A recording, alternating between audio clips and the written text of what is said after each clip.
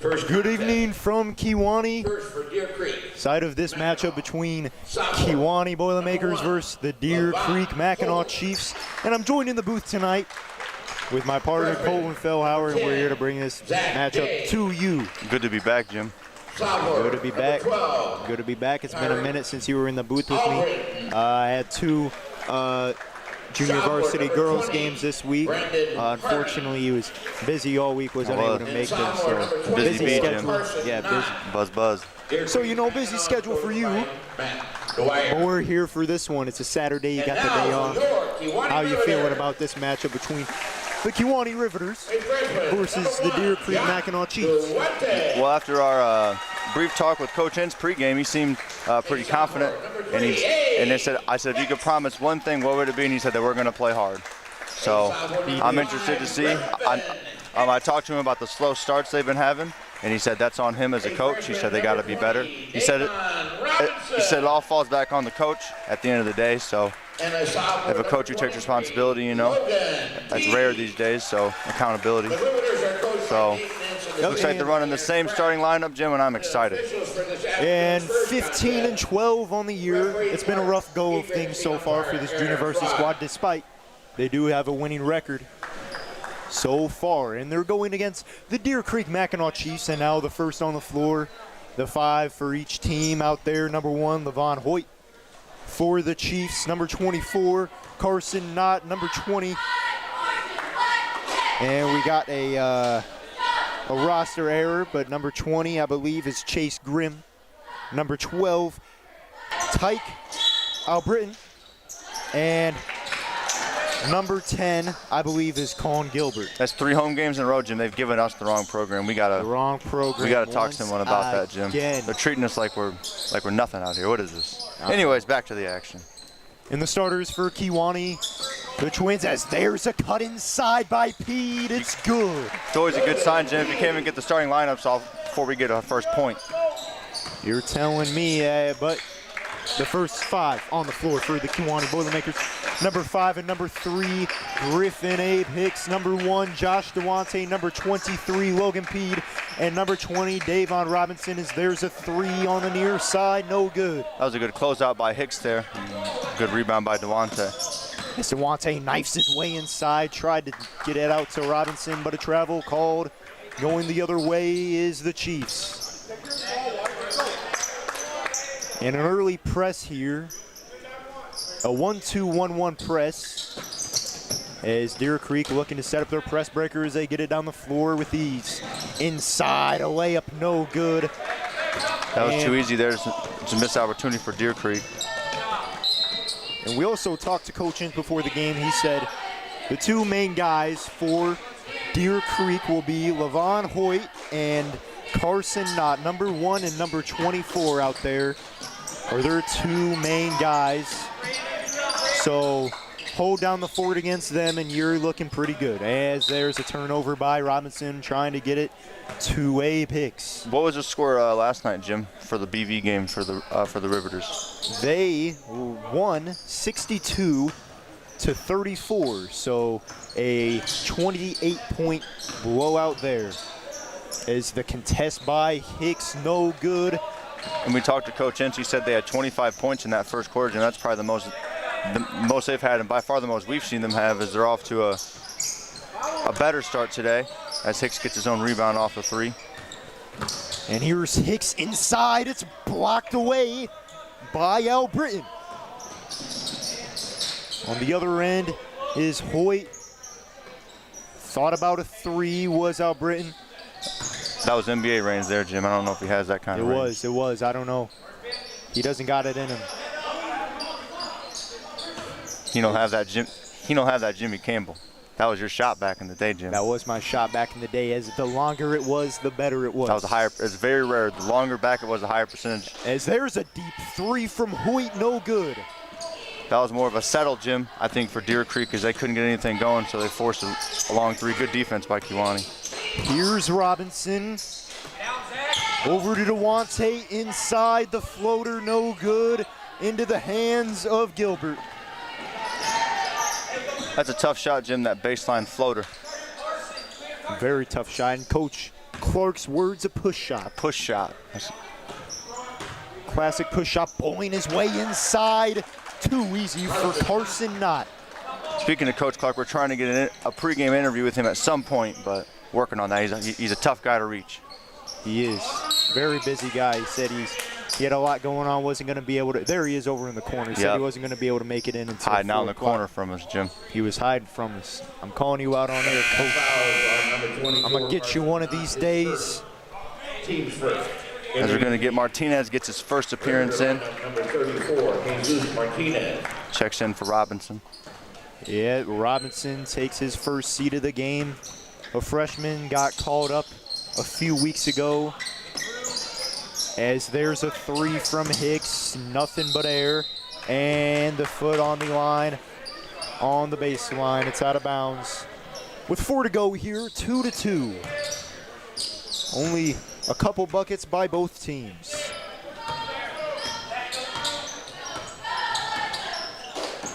Is down low, a foul called on Martinez.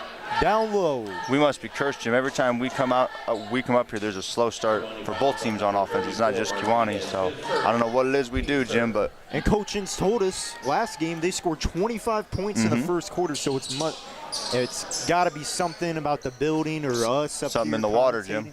As there's a bank Bank's three. open on the rare bank Good open by on Saturday. Hoyt. Sophomore 5'9" guard for the Chiefs, as there's a deflection and lands in the hands of Hoyt. He's looking to do more damage. Looks like that might have been a carry, but referees. Eyes were closed. Nothing there, as there's. As they say, Jim, in pass. basketball, ball don't lie. The non-call carry there turns into a quick turnover there. As Kiwani's going to get the ball once again to a slow start. We're almost 5 minutes into this game, and we only got 1 bucket, Jim. Agreed. Only 3 buckets total. And one was a banked-in 3. We need something here, guys. As here's P turning a corner, tough shot. Right on cue, Jim.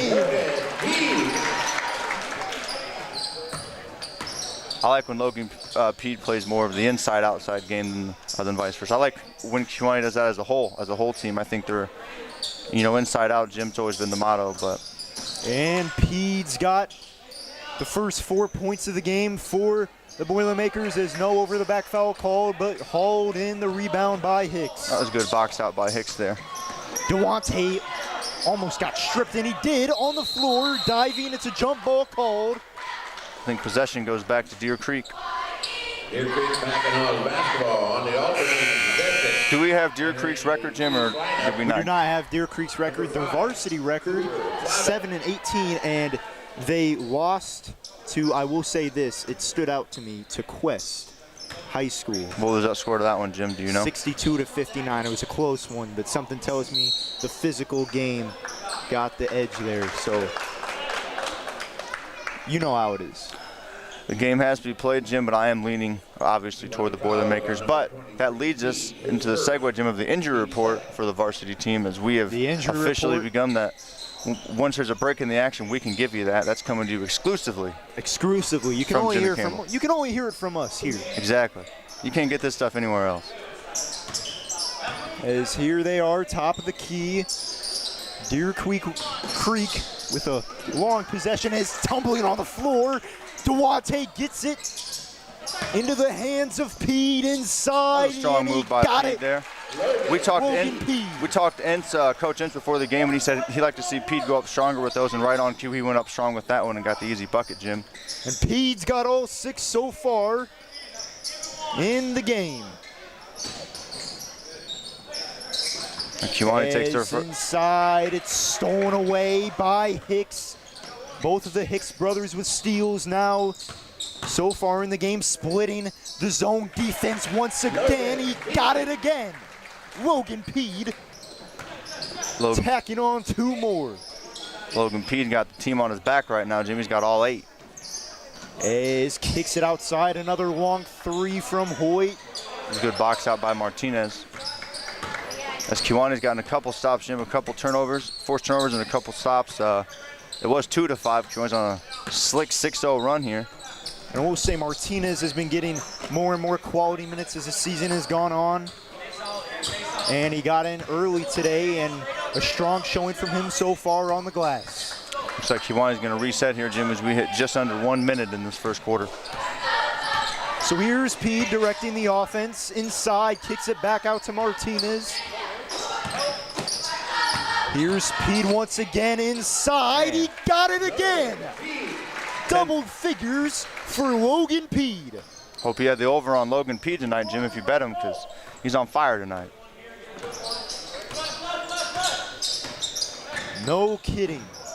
And another turnover. Again, here he is, spin move, cycle inside, and he got it. Josh Duante extends the lead to 7. I really like Kiwani getting to the inside here, Jim. I think all 6 of their baskets have come from inside the paint here, or been really close around it. So I've been preaching it all season, Jim, and I'm loving what I'm seeing. They are very strong in the slashing game, as there's a 3 put up by Albritton, and it's no good. Out of bounds, Boilermaker basketball. Number 14, Isaiah. And checking out of the game in for the first time is Owen Lowy. Back in is Robinson. Checking out of the game, also Isaiah Ince. Freshman kid. Freshman, true freshman kid for the Boilermakers. That was a good quarter by Kiwani there, Jim. Started off slow. They had 2 points for the first 4 or 5 minutes or so, then ended up with 12. They ended up on a 10-0 run to end the quarter, Jim, and you can't be mad at that. Can't be mad at that at all. And the injury report, now that we have a second to go, is we got someone got some Cocos. They saw Cocos had coffee, late afternoon coffee. So take a seat. What would you think of that first quarter, Jim? I thought it was a dominating performance. Defensively, forcing tough shots for Deer Creek. They only had a couple shots to go. And Logan Pede with 10 points so far already. And I'll mention earlier today, the varsity Boilermakers, the girls team, lost to Princeton today, 55-54. Tough loss. They conclude their season Monday against the Orion Chargers. That'll be their last game of the season. And the junior varsity girls also lost 23-17 to Princeton, which snapped a 7-game win streak for them. And Kewanee and Princeton, the junior varsity teams, tied for the conference title. And they also will end their season on Monday. And they have a current record of 16-8. So they got some dogs down there. Speaking of Princeton, Jim, do you know when that home game is rescheduled for Kewanee versus Princeton? February 13th, as there's a 3 for Duante. Got it to go. He's a flamethrower, isn't he? He's got 5, and Pete's got 10 here, Jim, as they're up 15-5 early. Freshman kids playing some tough defense. I like Kewanee's energy tonight. And there's a 3, no good. By Lowy.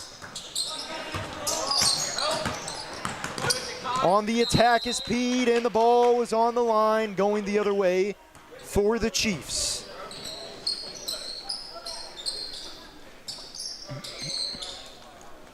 So what have you liked so far? I mean, offensively, Pete, but Duante with a couple baskets and great ball movement so far as well.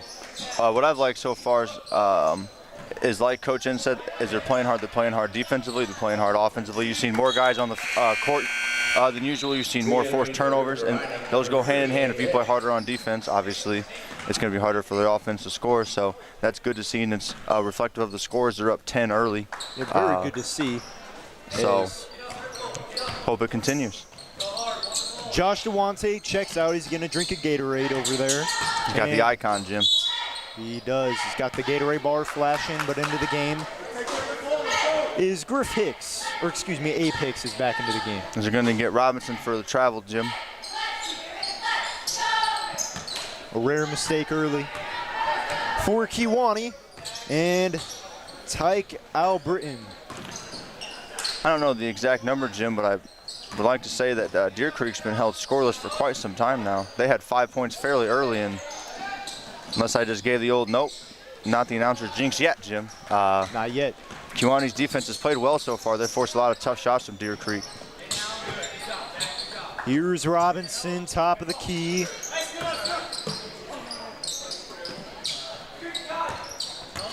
Kewanee, they've done a good job attacking the nail, and if you don't know what I mean by that, I mean the paint. That's an old school term right there. Is inside, almost got the bucket. No shot on the floor. They say he got the body, and that's only in the NBA where if you get him on the body, there's no continuation of the shot. It's on the floor. KHS has got different rules, Jim. And stolen away on the other end, Levon Hoyt, and he bumps into. That was really good hustle there. Really good hustle there, Jim, by the freshman kid. But the lack of Kewanee players getting back means an easy rebound and put back for number 20 on Deer Creek. What's his name, Jim? Harding. They don't have a number 20. They have him down as number 15. That's another roster mistake. We got to talk to someone, Jim. It's getting unacceptable. This is getting it's getting ridiculous out here, man. But got to start somewhere, Jim. So. As there's a three, good kick. Bang. Got it again. A triple from Abe Hicks. Big shot by Hicks there, Jim. Put him up 11. That's their largest lead of the game. Abe Hicks with a three. And there's a turnover. He was looking for Cone Gilbert. Hit the cheerleader instead, Jim. Hope she's all right. You think she could have taken it? She'd be all right. She'll be all right over there. She should. If you're sitting courtside, Jim, you always got to be ready. If you're sitting courtside, you got to be ready. As Slover checks in for the first time. Checks in for Pede. He getting rest. He's got 10 on the night so far. As a little pump fake dribble drive action from Hicks, and he gets the foul called inside. That was a good take there by Hicks, Jim. I think Kewanee's only taken about 3 threes tonight, Jim. They've made 2 out of 3, but a lot of their points have come from inside the paint and attacking. Like I said, we talked to Coach Ince pregame, and what he's preaching is coming true. Definitely is a free throw. He rattles it home for Abe Hicks. He's got 4.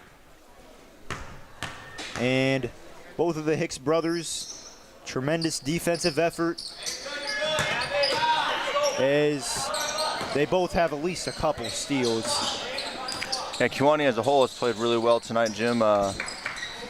They've gotten 1 bucket in the last, 8 or 9 minutes, and that was off a transition layup rebound. So the defense has played well as Pete comes in after a short break along with Devontae in for the freshman kid Ince and Owen Lowry. Let's see if they can keep it up, Jim. So on the floor, Robinson, Devontae, Hicks, Slover, and Pede. As reach by Hicks, no foul was called. As a little nice hesitation cross by Hoyt, he got it. That was a nice move inside. There, Jim. Here's Devontae.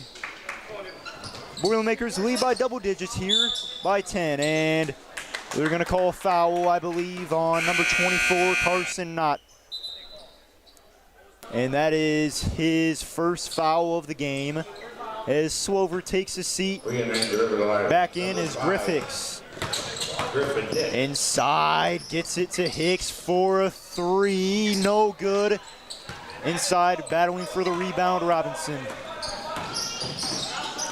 Here's Al Britton. Let's see if Deer Creek can cut it to single digits here, Jim, on this possession, or if Kewanee's defense stays strong. And they're going to call a foul on Griff Hicks. I think it's either Hicks or Pede down low. And they're going to get Pede on. That's his second foul, and checking in now, Jesus Marcinez in for Pede. You don't want to get, you don't want Pede to get his 3rd foul, Jim, especially this early in the game. Agreed, and you got to save him for later on in case this becomes a barn burner. Deer Creek's hanging in there, Jim. It's only a 10-point game. Ooh, nice cross. He's quick, Jim. Hoyt. As mid-range fader, no good. But that's been a lot of their shots, Jim. They're kind of been forced jumpers or long threes, so Kewaunee defense playing well. It's a good move by Robinson. Nice inside. Robinson grabbed his own blocked shot, but it's thrown away by him. That was a good move by Robinson and a good recovery by 24, Jim. Carson Knott. Is his number correct? I don't even want to say anything. It is. I don't want to say the wrong number, you know? Right. Oh, it's got to be right. We got to get here early, Jim. We got to talk to somebody. We got to crack down on that. Yep. But we'll get another chance next Friday as Hall will come to town Friday night at 5:30. That'll be a bit of a redemption game as number 20 for Deer Creek drops the layup in. As, if I'm not mistaken, we got beat by 25 by Hall last game, Jim. Actually, it was 18. 18. 44 My mistake. to 26. My mistake. They lost to Hall. Is nice Good little move by fake Duante. by Duante. He drops the deuce inside. But we can worry about that Hall game later, Jim. Tonight we got to worry about Deer Creek Mackinaw. You're right about that. Yeah, got led by Hoyt, as we've seen some of his moves tonight, and he's got a shot from outside, although he hasn't hit one yet. We know he's dangerous, as there's a foul called on, I believe, one of the Hicks brothers, Abergriff. We'll see which one. But they are led by Levon Hoyt. He's got 3, and Carson Knott with 2 so far as well. The foul will be on Martinez. That'll be his second, just to be clear.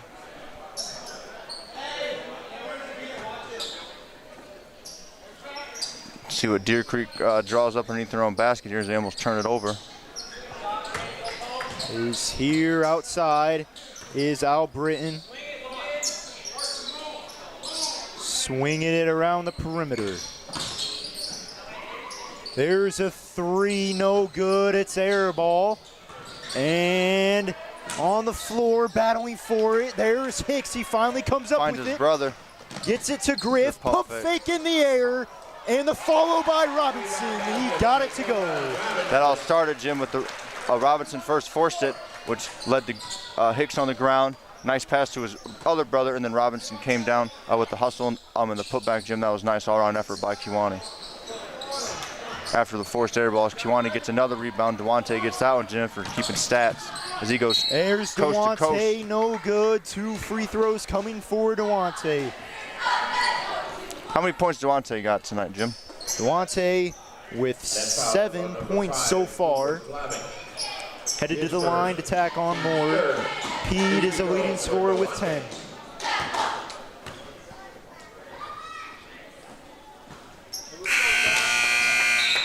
Re-entering the rhythm for the lineup, number 4, Owen Lowy. And now into the game, Owen Lowy for Kewaunee.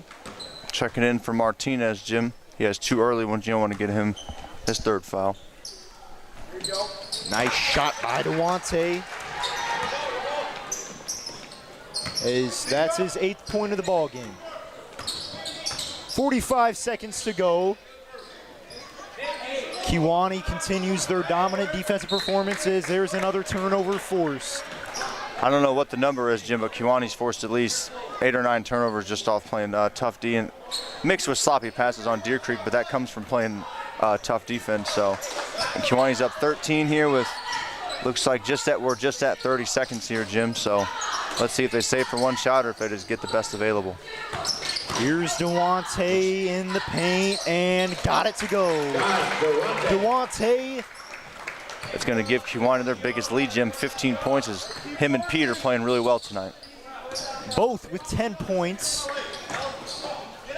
Kicking it outside. There's a 3. Rattles it home. Kewaunee's got 5 seconds here. And a shooter's touch that time by Brandon Harding. Oh. Duante let it go a little early and about went in and rimmed out. Kewaunee's up 12 though, Jim. I like, aside from that late 3 by Deer Creek, that would have been their biggest lead going into a half at home that I'm aware of. And on top of that, 26 points in the first half, Jim, it's a good score. It is a good score, and they're on pace to score over 50 at that. So we'll see if Kewaunee keeps their foot on the gas here going into the second half. And Coming up later tonight, the varsity boys team, and again, I'll mention that injury report now that we have a second. Graydon Lewis is out tonight with an ankle injury. Tough one there, Jim. I know, tough one for everybody. He has been playing really well. He's came in off the bench and been a nice spark. Yes, he's been in that loss against Mendota. He had a really nice three. Was it to give them us the lead? Was it to give them the lead or was it tie? I believe it was an equalizer. Actually, a big shot.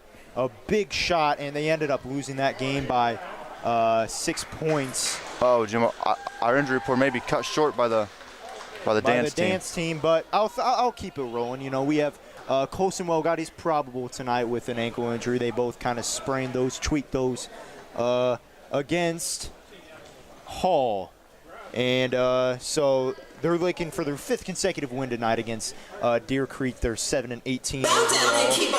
And with that, we will take a short break, and we will be back for the second half. Thank you for watching this presentation of Kewanee Boilermaker basketball. Second half coming up. Kewanee leads by 12.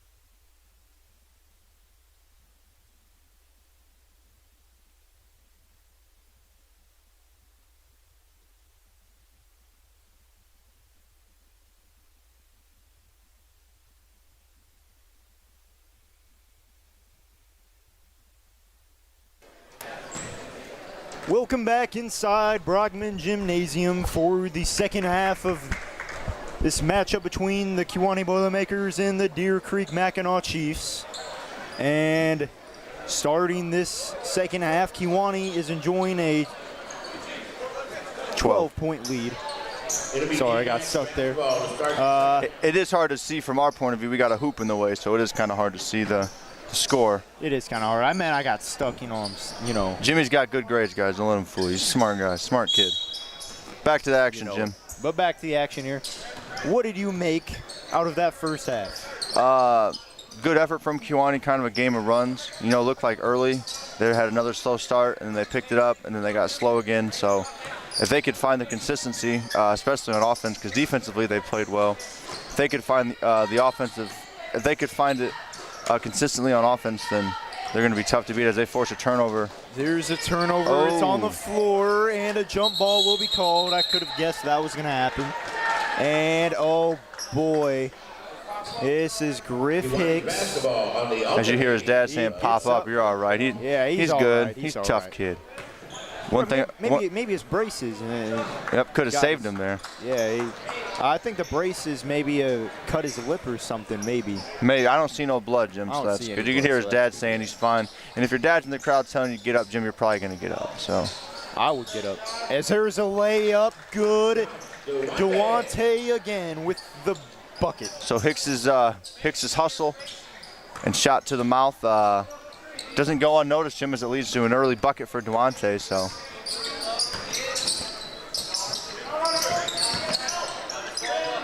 is inside. I want to say there's a three, no good. One of the first rebound by Hoyt. He's small, and he got blocked by Hicks. It's one of the first times I've seen Deer Creek go down low, Jim, and as it leads to there's Pete. Pete had that 10-point first quarter, Jim, scoreless in the second quarter, so Coach Ince must have got on him there because,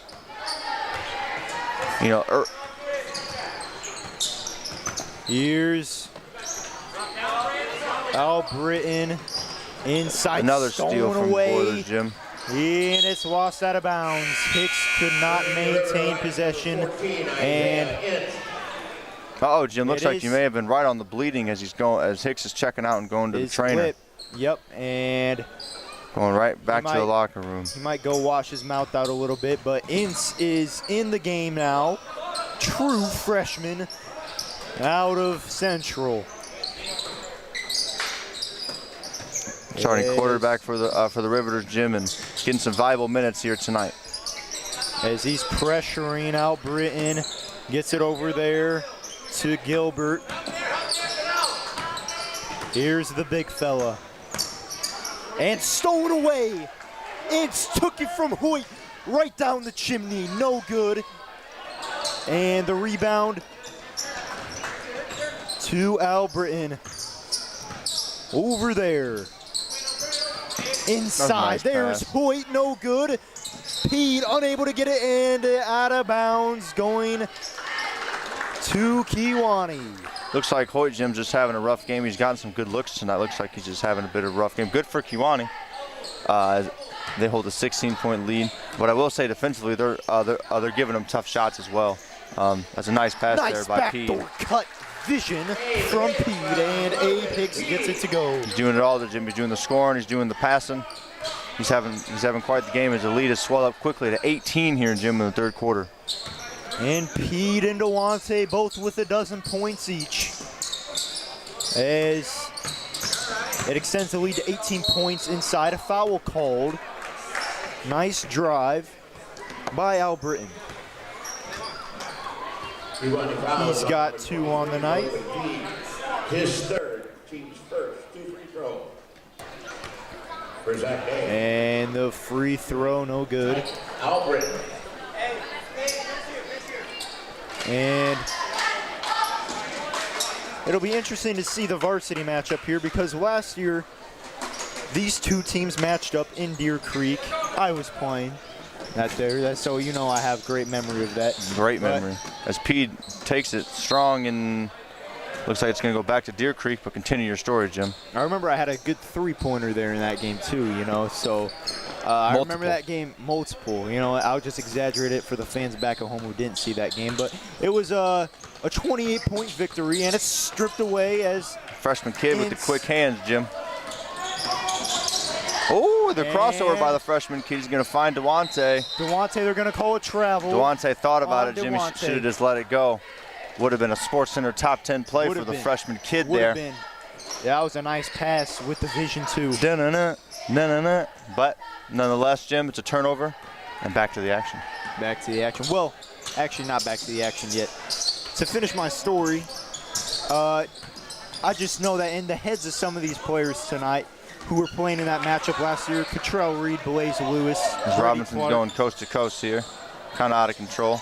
You don't know how Deer Creek will perform this year, as it's they do have a 7-18 record, and knowing how they performed last year, we blew them out by 28 points. So you just hope that they come out with good energy and make sure it's not a trap game. Long story short, what Jim is saying is the record is not reflective of who Deer Creek is in any game. You play the game. You play the game. That's why you play the game, Jim, is because you never know what could happen. Exactly. You never know what could happen. So as number 44 for Deer Creek checks in for the first time, Jim. Quentin Musselman.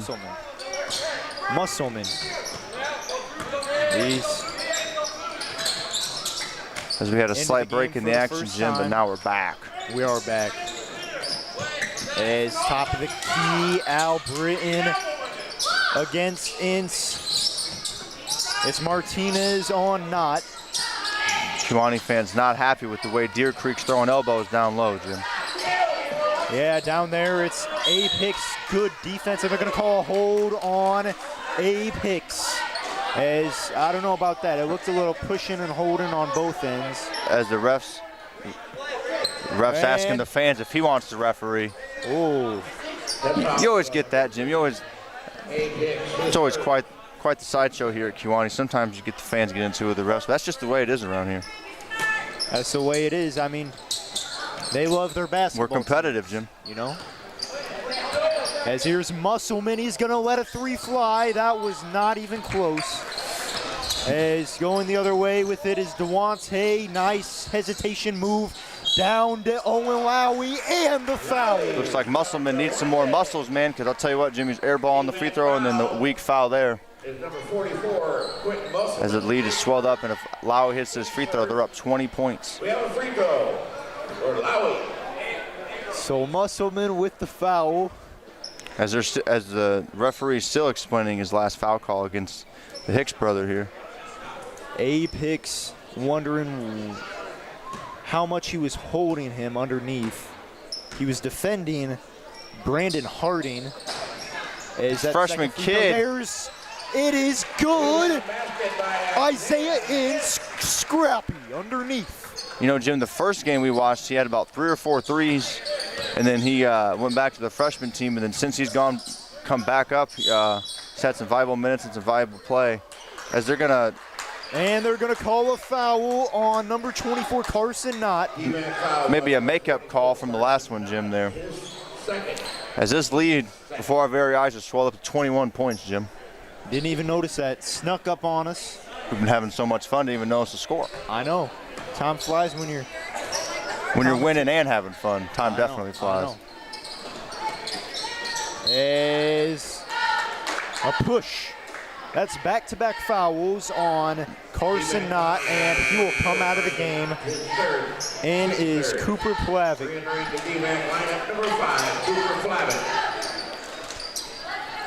So he checks out of the game. Knott checks out of the game. And the 5 on the floor for Kewanee, Duante, Martinez, Lowry, Abe Hicks, and Ince. Here's Martinez, nice cross against Brandon Harding, and he got it to go. Martinez, for the first time I've seen all season, putting the ball on the floor, and he looked good doing it. He did. Agile for a big man. We're going to get a foul on the freshman kid here, Isaiah Ince, his first. And we're getting Slover. Second, excuse me. Slover gets some action today. Most action we've seen of him all year. Isn't that right? That I would say so, yeah, Jim. And you know you're getting later in the year and you're getting a non-conference game, so it's good to see some, what you got coming in the next year. Here's Musselman, no good. I like Musselman's confidence, Jim. He gets in the game and just lets it go, You got to respect that. That is my type of player. I love people who just let it fly like that. But it's stolen away. On the other end, Deer Creek scores, and that is Tyke Albritton. It's a rare Kiwani turnover, Jim. They've taken care of the ball pretty well tonight. Excuse me, I believe I've been pronouncing it Tyke, but it's Kai, with the T is silent. So, Kai Britton. Well, we'll have to get clarification on that. We didn't have time to talk to the coach pregame. He was busy, so. Inside is Josh DeWante. He's had himself a nice game tonight, Jim. How many's he got tonight? 14, 13? He's got 14 points. Good call by you. On the night, that's a nice cross by Hoyt. Kicks it out. There's a three, no good. Off the miss by Plavitt. Good box out by Martinez there to force you over the back call, Jim. And they're going to get Harding on the foul, over the back foul. DeWante comes out of the game and is Griff Hicks. Who we haven't seen much this quarter, Jim, is Logan Peed. But he's on the bench. Everything's fine. I think they're just, in a game like this, you're up 23. You're maybe trying to give some other kids some minutes who have put in just as much work. Who haven't gotten the minutes. But we'll see. Still a lot of time left in this ball game. Still a lot of time left as there's a dribble drive attack over to Martinez. Martinez waits for the jump, and Slover battling against Musselman. He gets it. Here's 7 seconds to go. Here's Hoyt.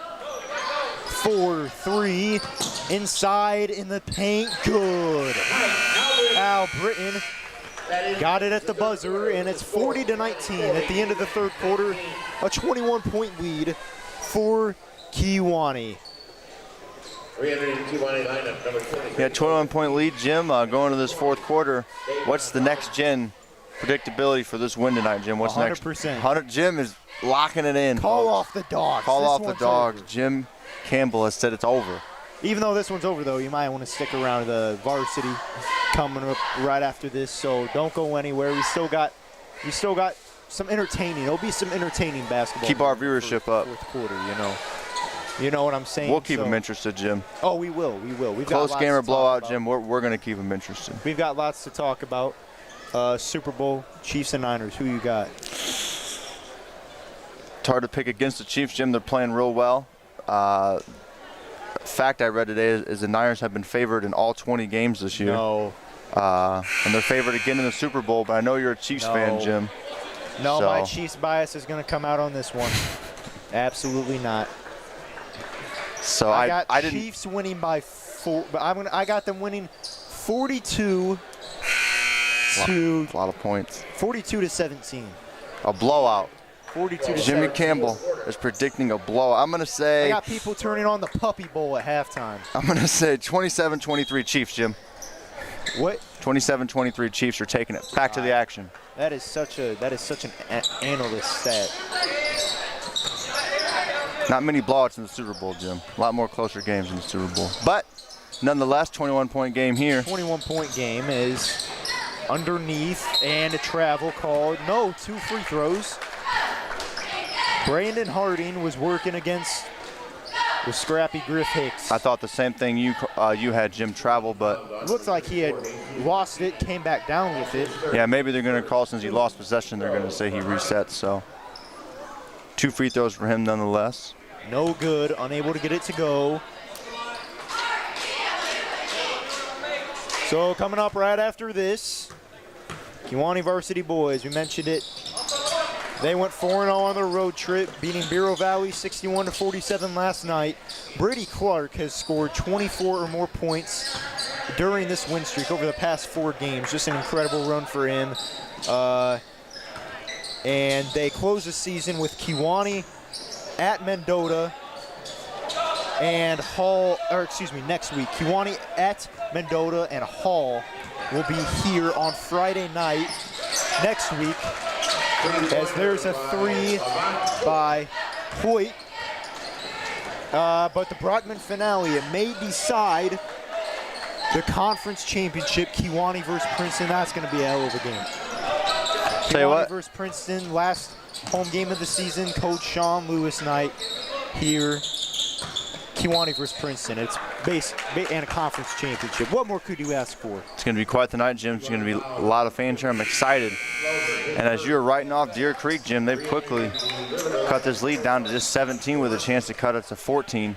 Excuse me. So, Excuse me. maybe they heard you during the end of the quarter. Maybe the coach heard you, using them for some entertainment. But nonetheless, Jim, that'll just give us a close game. It'll give us yeah, you know what? I hope Deer Creek, I hope you make it a close Jimmy's game. rooting for you, but not too much. Not too much. It's blocked that time by Dewante. Defensively there, and he's gonna shoot a 3. A travel called, but it was good. Unfortunately, does not count. That was tough there, Jim. He would have got the block and then the transition 3 to put him up 20. That would have probably been the dagger there, Jim. But no ESPN highlight for him.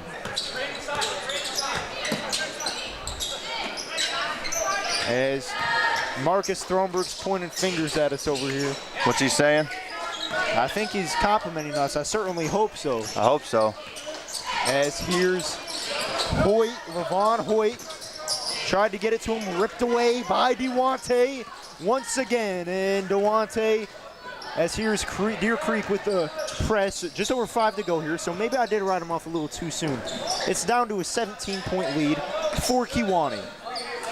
As it looks like they'll get up on Kewanee more, try to pressure them into making a mistake. As Pede is now back into the game. Now, the thing is, for Deer Creek to score 17 points in 5 minutes is very tough, considering they've only scored 23 all game. As here's a 3, no good. But I will say Kewanee in this fourth quarter, Jim, has played with their foot off the gas pedal, I would say. So far. So far. 3.5 minutes into the fourth quarter. Deer Creek is got a 4-0 run going, as there's an offensive foul called on Harding. You know, they've been Deer Creek's been real physical with their screens all night. Jim kind of getting away with some veteran plays, I'll say. And the refs called the last 2 here, so wait until the fourth quarter to call them, Jim. But you know, at least they're getting called. The time when it matters most, too, the fourth quarter, is Dewante tried to nutmeg Carson Knott in between the legs. Tried to get the ball to Hicks underneath. As here's Dewante, trapped in the corner, gets it to Pede. 4 and some change left to go in the fourth quarter. I feel like this game's been 40-23 for a minute, Jim. It has. It's been at least a minute without a bucket. Deer Creek came out with 4 quick points, and it's kind of been a stalemate here between the two teams. No points on the board. You know, just as Deer Creek may have heard you talking about him, Kewanee may have heard you saying that you wrote him off too soon, and since then, Kewanee has stepped up their intensity, as I didn't know who the ball is out there to take a break. But Kewanee's going to get the ball here underneath their own hoop. Let's see if they can get a bucket here, Jim, to get some spark in this fourth quarter. And yeah, we need some scoring here in this fourth quarter. As here's a drive. Hicks dumped it off. Here's Abe Hicks, and on the floor. They're going to get a jump, and I think possession back with Kewanee. Jump to Kewanee. You know, Jim, every home game, I talk about it, but I'm going to talk about it again, is the Hicks brothers. One thing you're going to find them is they're always going to play hard. They're going to be on the floor. They're going to do all the dirty work. All the dirty work that no one really wants to do. That coaches love seeing that no one really wants to do. They'll get in there with the big guys and jump for rebounds and all that. So you love to see that out of Both These Hicks kids- brothers get about 1 or 2 offensive rebounds a game, a couple steals, and a lot of times they're on the ground, Jim. Agreed. We've seen that all year from them too as well, as there's a 3 from Dewante. No good, a rebound goes to Gilbert on the attack. Here's Albritton. Hoyt thought about a 3. Here's not inside, no good. You know, we talked to Coach Inch before the game, and he said number 1 and number 24 are their 2 guys. And Robinson hasn't done much offensively tonight, but number 24 for Deer Creek hasn't done much offensively either, and he's been his primary defender. So if you're not affecting the game offensively, do it on the other end, and that's what Robinson has done. He's probably got 7 or 8 rebounds tonight as well. As there's Pede blocked from behind by Albritton. They're letting a lot go here late, Jim. It's almost as if they're trying to make the game go faster. There's been a lot of borderline foul calls here, but none are called. As they're going to get a timeout by, I want to say, Deer Creek. D-Man takes a full timeout. So a timeout here, and 3 fouls, by the way, on Gilbert for the Chiefs.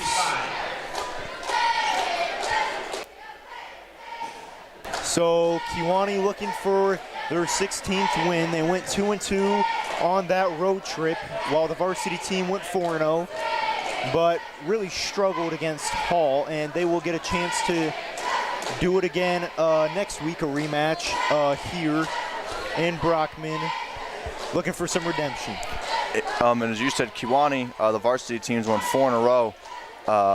They're getting hot right at the right time, Jim, here late in the year. Early February is about the time you want to start getting hot. 5 games left. 5 games left, and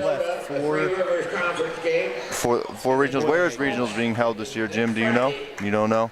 I don't. We will have that for you next broadcast. I guarantee it. Yes. If it's out, if IHSA releases it, I will say. I shouldn't. I believe IHSA has not released it yet. That's why. Once they release it, you will get it right here from our commentary team. Exclusively. First reported right here. Back to the action, Jim. So yes, back to the action.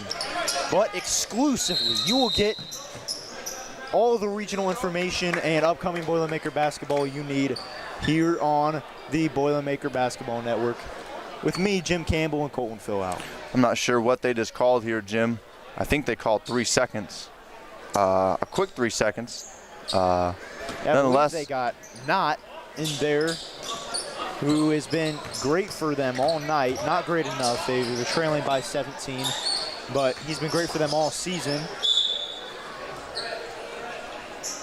As possession stays with Kewanee, as it's an inbound underneath on the baseline.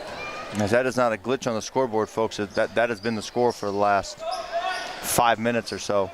40-23, yes, only 4 points. Kewanee has not scored in this 4th quarter. It was 40-19 at the end of the 3rd. You said they were on pace for 50, Jim. You gave them the old announcer's jinx, you know. I did. Well, actually, I said that at halftime, but we get one per broadcast, Jim. A good 3rd quarter. I didn't jinx this for the 3rd quarter. Nope. Something happened with the 4th quarter. Maybe it was my jinx of counting Deer Creek out. Yep, maybe. And they stepped up defensively. However, their offense just nice hasn't spin recovered. Move inside. Robinson was looking for a foul, pointing to the referee, but not going to get one. I will say it has been physical player down the stretch, and no calls have been made. But no calls have been made both ways, whether it's been for Kewanee or Deer Creek. The refs are swallowing their whistles, Jim, and they're letting them play tonight, Jim. Little throwback. There's a 3. Got it again. So there's Hoyt. He's got 8 points, and it cuts down to a 14-point lead. Rebound by Robinson, goes up strong, no good. Kewanee doesn't really need to take a shot here, Jim, Hicks but once again, first points of the 4th quarter. I talked about it about a minute or two ago, as you're always going to get an offensive rebound from one of the Hicks brothers, and they get one there when the game's probably over, 14-point game, but still with a minute 20 left, it's good to see those guys still working hard. Abe Hicks has 8 points on the night. As there's another rebound. Looks like they're going to clear the benches, Jim. And Kiwani takes a 30 that means we get to see Muscle Man again. My boy Musselman, I hope he gets another 3 up. I like his confidence, Jim. He gets the ball, he's firing, you know. You know, that's my type of energy. Whenever I was coming off the bench, high school, you just got to let it fly, man. And those threes that's the way basketball at all levels has been. As we got a whole new starting 5 for Kiwanis. We got Martinez, Ince, Slover, Lowy, and who's number 21, Jim? I believe Is that another misprint, Jim? it is. This is the same. I believe it is Matthew Huggins. I don't know. We got another misprint here, Jim. It's know getting ridiculous. It's getting ridiculous, Jim. We got to talk to someone about this. It's amateur hour at the Apollo. What are we doing? 40 seconds left, 16-point game. As my partner here he's just taken aback here by the unprofessionalism, but Man, not going to stop us, Jim. you gotta be kidding me. Not going to stop us, Jim. There's Right a on cue, three by Musselman. Musselman, no good. Tell you what, I'm rooting for you, Musselman. like I said, I like the confidence. He's getting in the game. He's firing. Here's Slover pressured. This Kiwani's probably not going to look to score here. They're just gonna let this thing run, and Kiwani improves their record to 16-12 on the season. And Well, Jim, if you can score 2 points in the fourth quarter and so win by 16, you've done your job. And you know, a poor fourth quarter for the Boilermakers offensively, but only allowed 6 points in the fourth quarter. So, you know, you win by 16 points, you get a much-needed win, and you can't ask for much more, Jim. yeah, and they will be looking to make it 3 wins in a row next week when they take on Mendota Tuesday night. And the next time we'll be in the booth, partner, is next Friday. It'll be the Kiwani Boilermakers versus the Hall Red Devils right here on the Kiwani Boilermaker Network. Jim Campbell and Colton Fillhour, we will be here to give you all the information you need on upcoming events as the Varsity will get set to try to get their 5th consecutive win. And that'll do it for this presentation of what we've got. The junior varsity team wins 42-26. And for Jim Campbell, Colton Fillhour, so long, everybody. And we will be back next week when Kiwani takes on the Hall Red Devils. Thank you much. Appreciate it. God bless.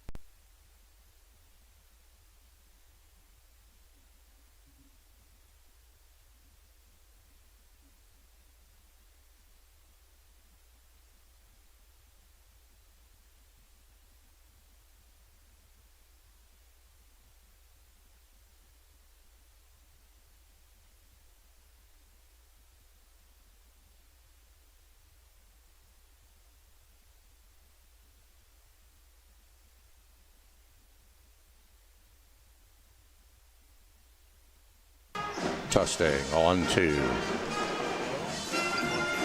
That helps if you turn it on. Hello? Test. Ah, this isn't going to work.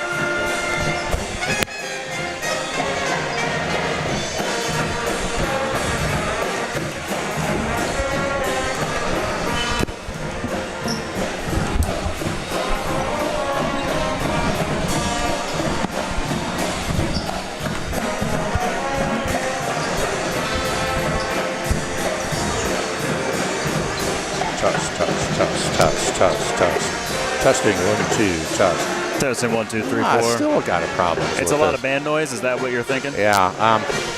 I've noticed these things are omnipresent. That's one of our problems right there. But anyway, for some reason, mine seems to go nutty. But anyway, enough of that. I can hear you fairly well. Okay. Well, it just that it does weird things, and I'm not sure exactly how to describe the weird things it does. Anyway, we probably better go. And a very pleasant late good afternoon to everyone from H.F. Brockman Gymnasium at Kewanee High School. The Kewanee Boilermakers have basketball action here this afternoon into the evening as they will play host to Deer Creek Mackinaw. DMAC, as they're known, the Chiefs are in town this afternoon, and it should be a great ball game here this evening. Hello, everybody. I'm Bob McKee along with Marcus Thronberg, and nice to have you with us here on this Saturday evening. Marcus, my friend, good to see you as always. Good evening, Bob. It's been many moons since we've been able to get together and call a game, so looking forward to it. Yeah, you and me both. It should be a fun one here. And one thing that I've noticed about DMAC's roster, they do have some size on that roster.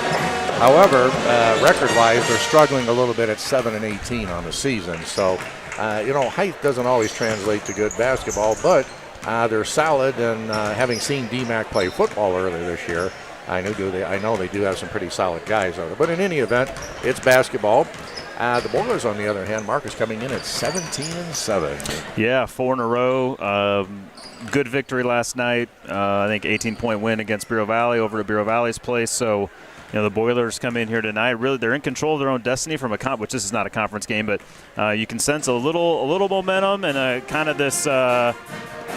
New purpose with being able to lock down the Three Rivers East, and if they can win out, which it's going to be a battle each night, they can do just that. So they come in with a little momentum here tonight.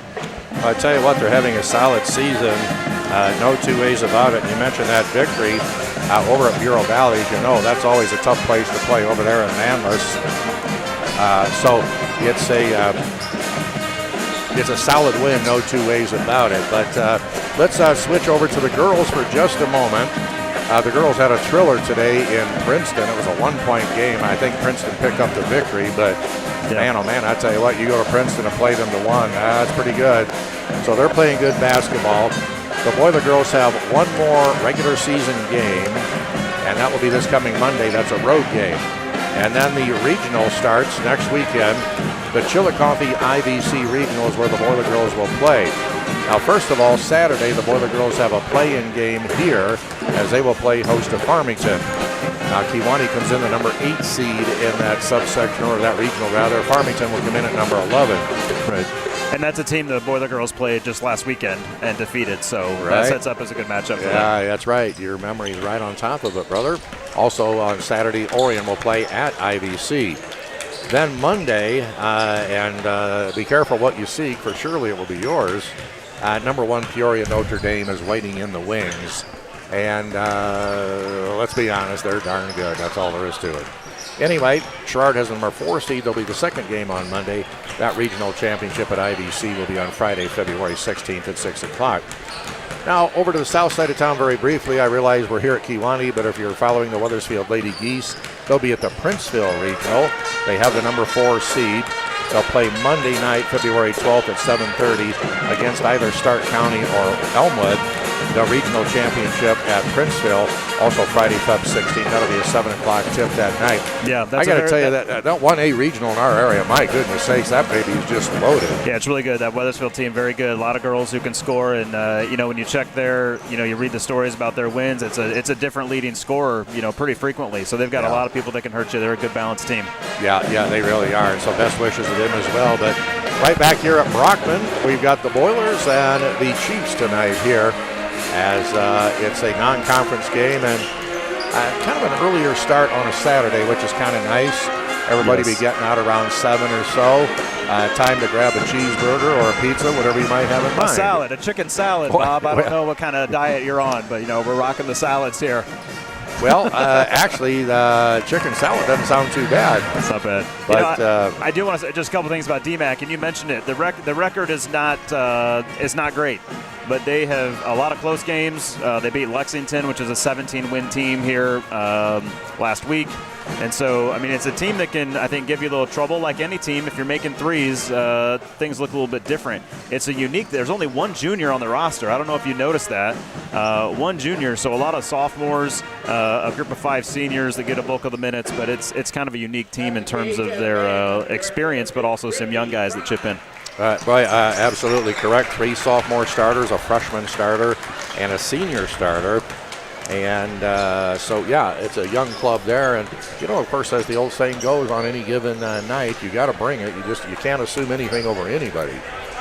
Yeah, that's absolutely right. You think about the Boilers last night, that win at Bureau Valley, it was a pretty big spread at the end, but it was competitive, through the third quarter. The reality is the Boilermakers got some good threes. Colson Wellgott came in, knocked down a couple. Cottrell Reed got a couple. And when that happens, the Death Star, as it were, is fully operational when they're hitting from 3. When you mentioned Colson Wellgott, I'm still stunned. As you know, he had a badly sprained ankle the other day. I feared that his season might be done at that point. And yet, bingo, a couple days later, he's back out there playing. He was on crutches in the hallway, and then I went to the game, and there he was. And he put in some good minutes in the first half. Now, I didn't see him in the second half, so I don't know what state he's in tonight. He's out here warming up. He's obviously going to play. Graydon Lewis still out for the Boilermakers after he hurt his ankle as well over that Hall game. So they are short one reserve guard. But, again, it's a deep team that's built to withstand some of those short-term losses. Yeah, nice to have that luxury. And, again, with a season record of 17-7, that would kind of indicate that you have had some good things happen along the way. Marcus, I'm fairly impressed. It looks like a pretty good crowd here for a late afternoon game like this. Yeah, it is, and I'm with you. I like that early start time. As a parent of young children, nice to get home, have a little time before you got to get everybody down. So this is a good deal, good crowd. You'll notice, I know those of you at home won't see it, but a lot of the cheerleaders have the red bows. The student section, it's pink out. It's sort of honoring the memory of Brycelyn Powell, a member of our community that was lost to epilepsy in January. So it's a nod to the Powell family that we continue to think about them, remember them in our prayers. And I know next season we're planning a fairly large fundraiser in their honor to fight epilepsy. So if you see some pink around the room, even the players with the shoes and the socks, that's why. Well, if you ever get to the point where you might need a band for an event like that, give me a holler. I'm right down the hallway, as you know. He's a man of many talents, people. There's another fellow here at Kewanee High School, last name of Campbell. You can also touch base with him. But in any event, yes, ladies and gentlemen, that would be the Incredible 45s. But right now it is another musical selection. We're getting ready for our national anthem.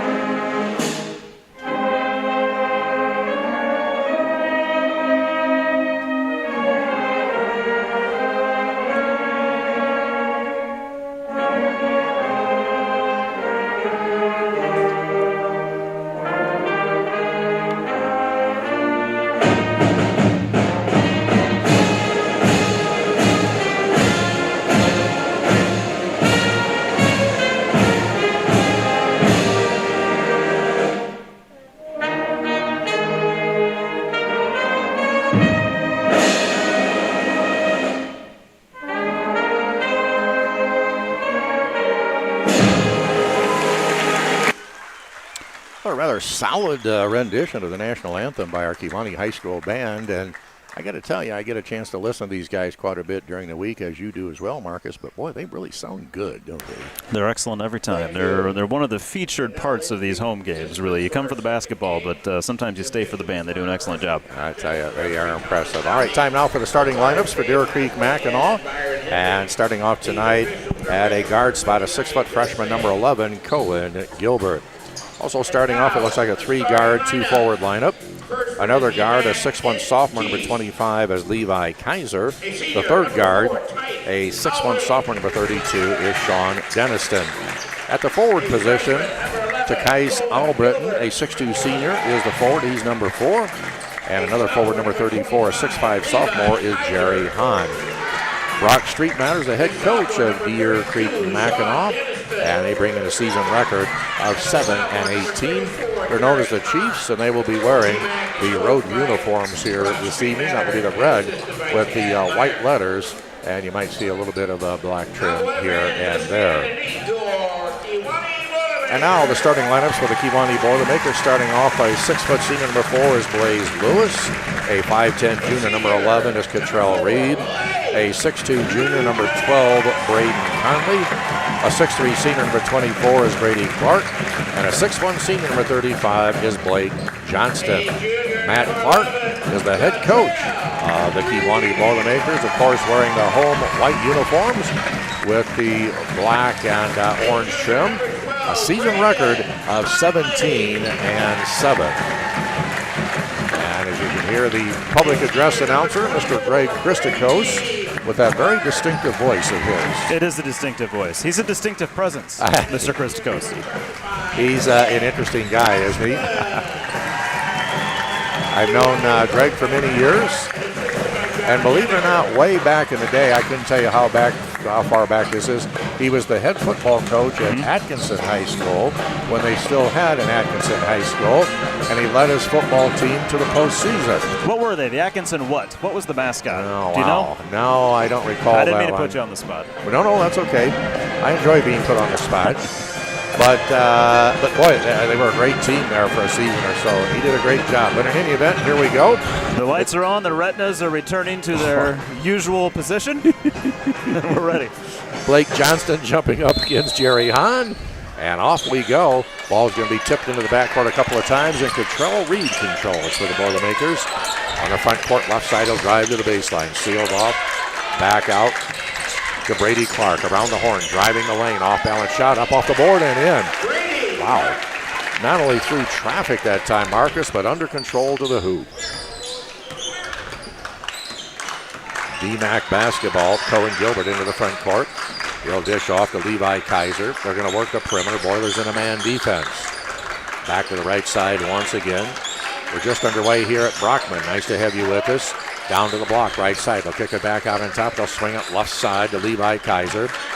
Straight away now to Jerry Hahn, the 6'5 sophomore. To the left side, a drive in the lane.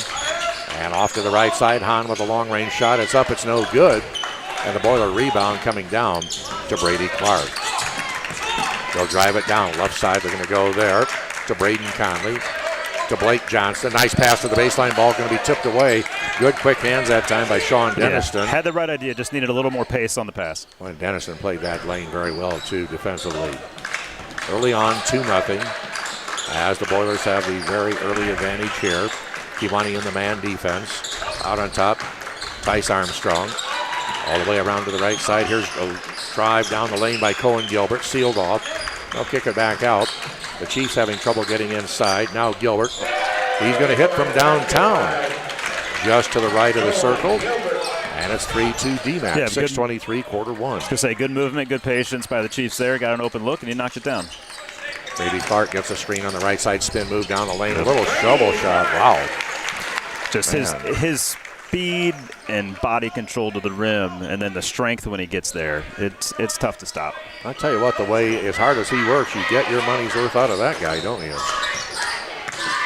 DMAC on the attack, out on top this time. Tice Albritton will go to the right side, bringing it back out. They run kind of a weave pattern from the wings out on top.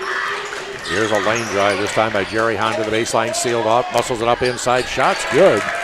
That's a nice move that time by Jerry Hahn. Yeah, that was pretty well defended by Conley, but still just a nice finish there for Hahn. 5-4 DMAC, 5:38, quarter one. Boilers with the basketball. Cottrell Reed, top of the circle left.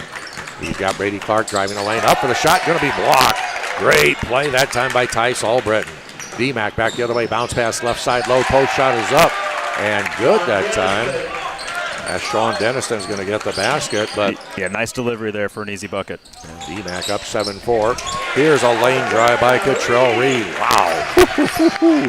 He flies down the lane. Little underhanded scoop, it drops in, and it's 7-6 DMAC, 5:05, quarter one. DMAC basketball. Here's a left side lane drive. Look out, this is going to be tough. Off the baseline by Sean Deniston. Yeah, and I think that's going to find Cottrell Reed the bench. He did not step in there on help defense. Meanwhile, Brady Clark down quick for the rebuttal. Well, I tell you what, he's pretty efficient, isn't he? 9-8 DMAC, 4:43 here in the first period of play. Nice to have you with us on this Saturday evening. I'm Bob McKee along with Marcus Thronberg, and nice to be here at Brockman Gymnasium. DMAC working the perimeter. Out on top, Levi Kaiser. They'll swing it left side. Now to the deep corner, Deniston once again. Nice passing by the Chiefs inside. The big man's going to get the shot up. Won't go. The ball scrambled and out of bounds off the baseline. Yeah, another nice pass. I just want to touch on what I just said a minute ago. So Deniston drove in, and he's a big kid. And when you're the weak side guard trying to cover under the basket, that's a tough task. But Cottrell kind of backed off. You can see Coach Clark wasn't happy. Immediately puts Colson Welgott in the game. And Colson having that ankle injury earlier this week. I can't believe he's playing. He's got the basketball. Left side this time to Braden Conley. Long pass to the right side to Blaze Lewis. Down inside to Conley. Low post right. Muscles it up. Nice play that time by Braden Conley. Patience was the key that time. That was good feed inside also by Blaze Lewis there. The inside of 4 in the first. 10-9 Boilers up.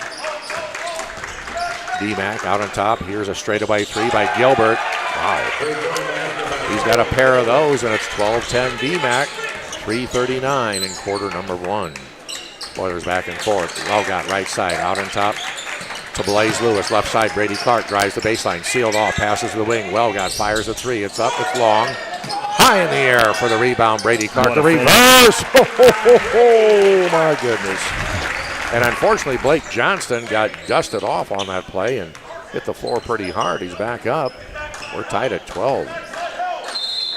And we've got a whistle and a traveling call on the left side wing against Levi Kaiser of DMAC. Devontae Jordan checks in for the Boilers. And sitting down will be Braden Conley. So, I mean, Brady Clark's got 8 points. He scored from a total of probably about 4 feet. I mean, if he's going to get to the rim like this, he's going to rack him up tonight. 33 last night at BV, and here he is for 3. Left side is a little bit strong. Rebound taken down by Cohen Gilbert of DMAC. He'll take it into the front court. Off to the pass to Levi Kaiser. Baseline jumper. Up left side, no good. Rebound scramble. Ball tips away. It's off the sideline. Oh, just saved in time by Devontae Jordan. But back to DMAC. Jerry Hahn, the 6'5 sophomore, drives the lane. Here's a little scoop. Shot no good. Rebound scramble. Saved by the Chief, but right into the hands of Devontae Jordan. Boilers on the attack. We're tied at 12. Long pass down low. It's going to go to Brady Clark. He had to fly through the air to get it. Back up. Lewis drives the lane. Wild shot. Won't go. Scramble for the rebound. Blake Johnston can't get it. It's out of bounds off his hand. And did the Boilers play Thursday night? No. Tuesday, then Friday, and this evening. I was thinking Thursday. But anyway, back-to-back and an early start today. It'll take a little bit to get the old engine totally fired up. There's a scramble off the inbound. DMAC trying to get it in. Colson Welgott playing tough down here in the corner. And listen, Bureau Valley, when you play them, I mean, you may get the dub, but you've earned it. You have to play hard and it's physical. So, yeah, I mean, there's, again, the beauty of a deep bench. You're going to see a lot of guys tonight getting meaningful minutes. Boiler basketball here in the near baseline. Lob out on top. Brady Clark, high post left, drives the lane, stops, spin move. Up for the shot, won't go. And the rebound taken down by Tice Albritton. DMAC up ahead, Cohen Gilbert, left side into the corner. It's going to go to Deniston. He'll drive the lane left to right. Stop, short shot up, won't go. And the rebound to Blake Johnston of Kiwani. Boy, he muscled that one, didn't he? Lead pass up ahead. They're looking for Brady Clark. The pass is too deep, off his hands and out of bounds. And for the Boilers, Cashin Ellerbrock will check in. Well, Blake leads the conference in angry rebounds, and that was one of them. Well, and I enjoy each one. Yeah. Well, I tell you what, he went at that ball with authority. Cashin Ellerbrock, a 6'4 junior, checking in for the Boilermakers. We're tied at 12, inside of 2 here in this first quarter. And D-Mac works the perimeter. Here's a drive all the way around the horn. Shot is up and in for Sean Deniston. And the defense not solid that time. No, a little slow, sliding with him, and then nobody came to help. Easy basket. Clark drives the lane, stops inside. Here's a little shot up, a little scoop, won't go. Boy, he's taking a beating in there, isn't he? Gets the rebound, turnaround shot, and somehow gets it to drop. Will you cut it out? My goodness. 14-14 with a minute 14 left here in this first quarter. As the Chiefs are in town tonight, it's a non-conference match, but so far, quite a competitive game. Deniston to the corner to Cohen Gilbert. Top of the circle, good defense by the Boilers this time. Left side pass to Sean Deniston. Inside of a minute here in the quarter. Into the right side. Levi Kaiser, ball knocked away by Blaze Lewis into the backcourt. Chiefs will get it back, but good hands by the Boiler defense. Here's a drive. Oh, my goodness. Accidental, but he got tripped there. Yeah, he sure did. You know, I'm going to say this while I think of this because I was just thinking this afternoon. And I think Illinois is the only state with this new free throw rule. Oh, is that right? Okay. Are they? I want to say I heard that. I don't like it. Nevertheless, inbound to D-Mac. Steal by Brady Clark. He down the lane, and this is going to be one of those. Is that an intentional from way back? Because a clear path. I don't know if is that a thing. It's at the high school level. Yeah, I don't know, but it's probably a smart foul, really, there by Hahn. Oh yeah, Clark had the breakaway, maybe even a slam dunk. Who knows? 39.7 seconds left here in the quarter. We're tied at 14. Blaze Lewis with the basketball on the backcourt. He'll cross the timeline. Kivani holding for the last shot. Lewis around to the right side, still near midcourt. Coming out on top, Brady Clark. Ball knocked away. Tice Arburton has it. He's going to drive down inside, shovels the pass over. It's going to be knocked out of bounds. He was trying to get it to Sean Deniston. Boilers back to knock it away. 16.9 in the first. And it will be D-Mac basketball. Some quick hands there from Albritton to take the ball from Brady. Yeah, he's a solid guy. He's made a couple of good plays already. They're active on defense. I mean, active hands, getting in the passing lanes. All right, going to be a quick inbound. Can they get the shot off? 15 seconds. There's time. Low post. Deniston muscles up a shot. It's short.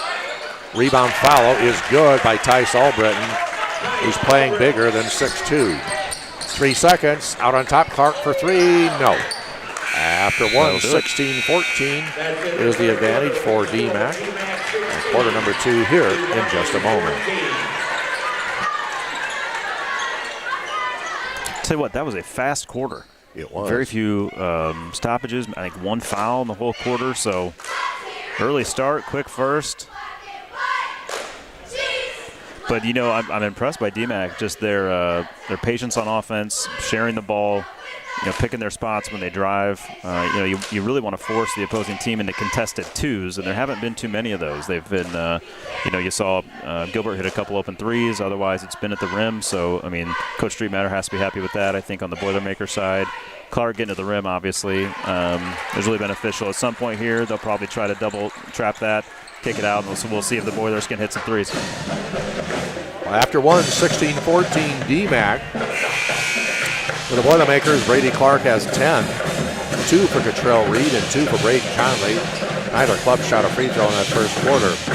For D-Mac, Cohen Gilbert has 6. Sean Deniston has 6. 2 for Jerry Hahn and 2 also for Tice Albritton. And again, 16-14 D-Mac after 1 quarter of play. You know, when watching Deniston there, he operates a little bit like Brady. Bigger guy, strong guy, but it's got some speed, can get by you and get to the rim, so likes to finish in the lane. So they're a little bit similar there. Yeah, I agree. And that Albritton kid also similar. Oh, nice pass inside. Cohen Gilbert cutting left to right. Shot up, no good. Boiler rebound to Blaze Lewis. Quickly into the front court. Brady Clark, left side. Clark, top of the circle left. Looking to give the pass off. He's got it now to Blaze Lewis. Left side, Colson Wellgott. He'll drive it in. Sealed off to the corner to Lewis. Good defense by D-Mac. And it's going to be a foul here. It's going to be a common foul on Sean Deniston, his first. His feet were in the right spot. He got his arm involved, and that got him the foul. So again, with this new rule, 7:27 by the way, this new rule, that's the first foul here of the second quarter. A rule you seem to be a big fan of, just in case there's any confusion. Well, nice move inside spin move by Brady Clark, right to left. He's got 12. Well, I like to measure my comments and take my time getting to the point. What fun is that? Right. We're tied at 16 with 1 minute gone by here in the second quarter. D-Mac in the lane, good Boiler defense once again. Denniston driving left side. He'll kick it back out to Gilbert. He'll swing it around to Carson Cassidy. Back once again to Cohen Gilbert. Gilbert with the basketball. Good Boiler defense. They're playing man defense. Off to the left side once again. And just having trouble getting inside the lane. I'll say good job there by Wellgott. He's seeing the ball, seeing his man, stepping in to help when need be. That's exactly what you have to do when you're that weak side guard help. D-Mac continues to work their perimeter. Doing a nice job there, but again, not able to get inside the lane. Here's a drive, however, that is inside the lane. Shot on the left side, no good by Carson Cassidy. The follow is good by Albritton. Well, I'd say that Albritton had good position that time. 18-16, D-Mac, 6:10 in the first half. Wellgott drives the lane, up off the board, straight away and in. You like that? You don't see a lot of that aggressive take it to the rim from Colson, but that's good. I tell you, absolutely nothing wrong with that ankle today. Wow. We're tied at 18. Oh, my, not for long. As Carson Cassidy gets loose on the left side, puts the three up. And it's 21-18 D-Mac, 5:45 here in the half. Boiler basketball, Wellgott, top of the circle right. They're swinging over to Jordan. Now to Brady Clark. He'll drive the baseline. Shot is up. It's good. A whistle and a foul. Man, is he fast. I mean, in traffic. Well, I'm not going to say this too loud. But getting right up on him right there in the corner and letting him go baseline does not seem to be the right tactic. No. I would agree with that assessment. The free throw is good. That first step is too fast. He's going to get by you. Clark already with 15. We're tied at 21, 5.5 in the half. And D-Mac on the attack. Carson Cassidy out on top. They'll go left corner. Long range shot up by Cohen Gilbert, no good. Weak side baseline rebound, Brady Clark. Quickly into the front court, ball knocked away. He's on the floor. D-Mac's going to pick it up. And the Chiefs into the right corner to the baseline. Denniston sealed off. Nice pass down the baseline to the left side. Oh, good hands by Wellgott there. They got to scramble for the ball on the floor. Should be a jump, is it? Or is it I think a foul? it's going to be a foul on Colson. Yeah. That will be his first. And for the Boilers, a line change here. Cottrell Reed back in. Junior Murray will check in. Blake Johnston also back in. And who are we missing? Yeah, four-man swap there. Blake Johnston's in, Junior, Cottrell, and Braden. There we go. Okay.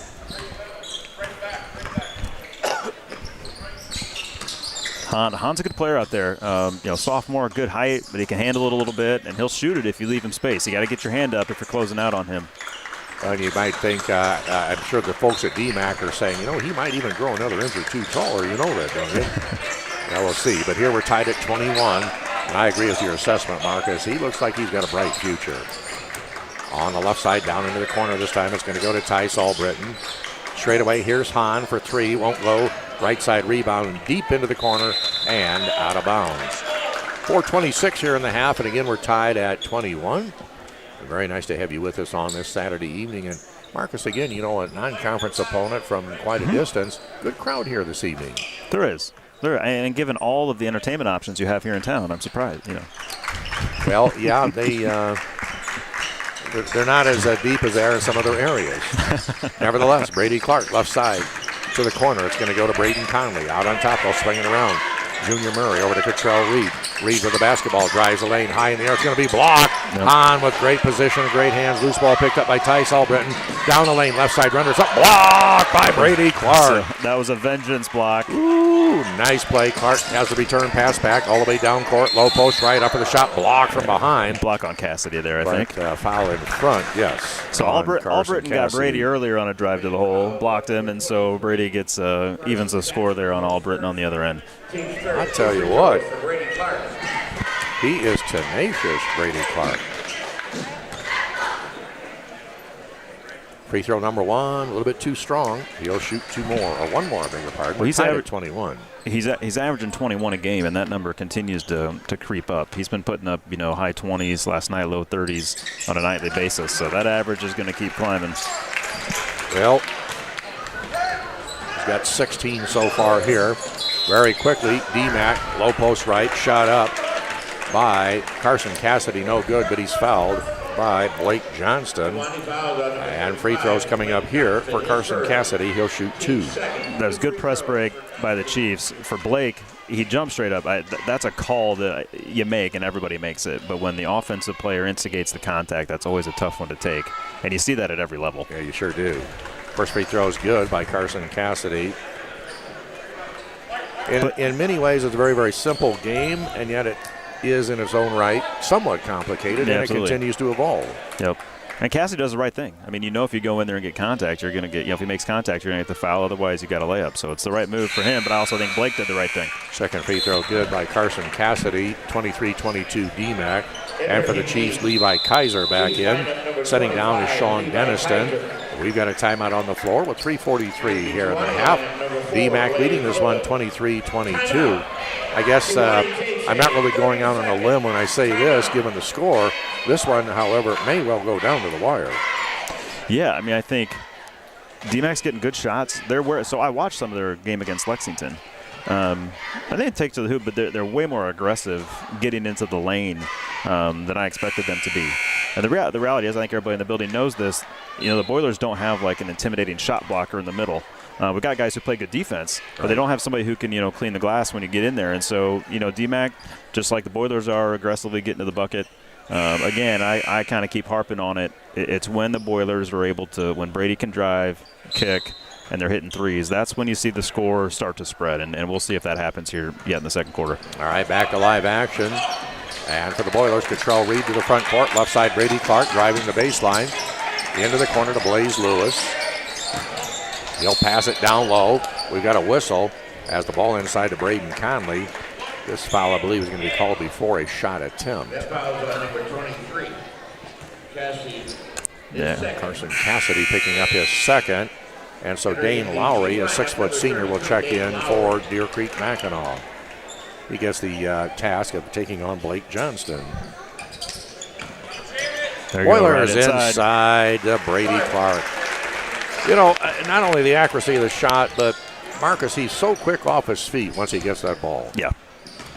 24-23 Boilers. 3:15 here in the half. D-Mac basketball. They'll get it out to Dane Lowry. Trying to get around Blake Johnston. Good defense. Johnston's going to create the steal. Excellent job by Blake there. To Blaze Lewis. Into the front court. Just inside of three here in the half. Boilers up by one, 24-23. Long shot up by Blaze Lewis, no good. And D-Mac with a rebound. Cohen Gilbert into the front court very quickly. He's just a freshman. You wouldn't guess that, by the way. He takes care of business. Well, he's going to get his pocket picked by Brady Clark. He's going to go down the lane, loses a handle, gets it back, puts a shot up, no good. Weak side rebound, Braden Conley for the Boilers, shot up, knocked away. D-Mac comes away with this one. Good defense by the Chiefs. Lead pass up ahead. Holy Moses. Blaze Lewis flying through the air and just drills that ball out of bounds. And I'm telling you what, he was flying through the air. You ever watch Seinfeld? I do. Remember that Seinfeld episode about they're drinking soda. They get the soda. They're running. They're jumping. They're flying through the air. I don't know if he had anything to drink, but my goodness.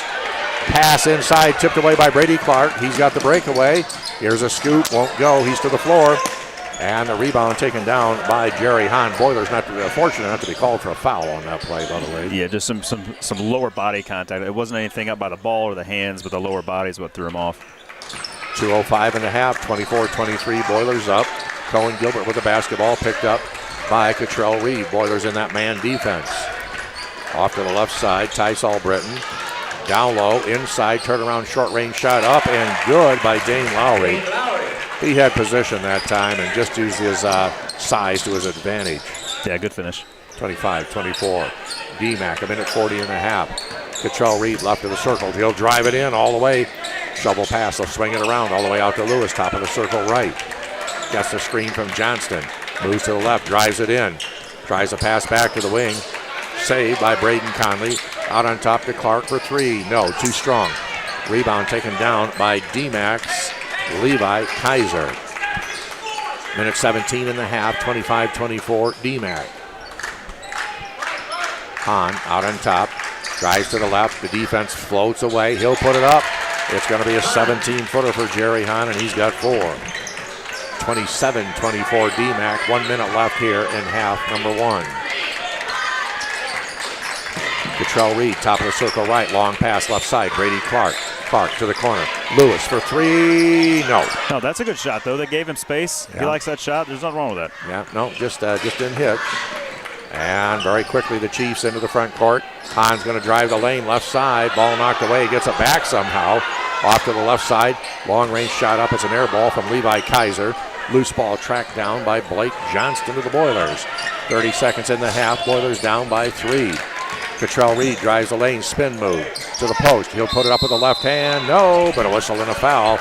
And a good job by Cottrell to create something out of nothing. Good take, good footwork once he got down low. Chief fouls on number 25. He's very impressive not only with his vertical jumping ability, but his feet are so fast.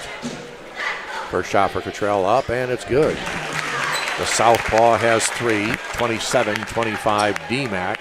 22 seconds here in the first half of play. Nice to have you with us on this Saturday evening. Shot number 2, no good. Long rebound to Cottrell. Got to box the shooter, kids. Clark around to Lewis for 3. No. Rebound, Braden Conley of the Boilers.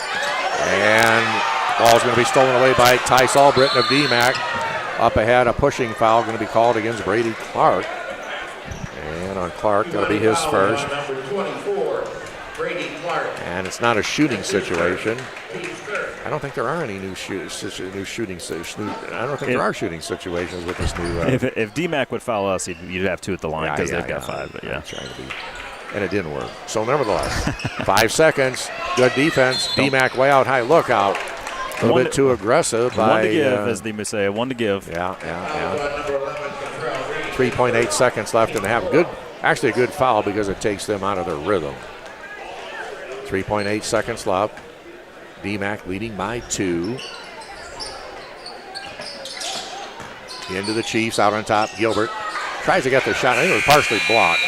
In any event, that'll do it in the first half of play as D-Mac leads this one at the break, 27-25. Yeah, just while Bob's doing a little math over here, you know, one thing you see there, and you see Brady Clark get a little frustrated. You saw it last night, you see it tonight a little bit, and he's such a strong kid. He takes a ton of contact when he drives, and the typical player absorbing that much contact would fly into the wall.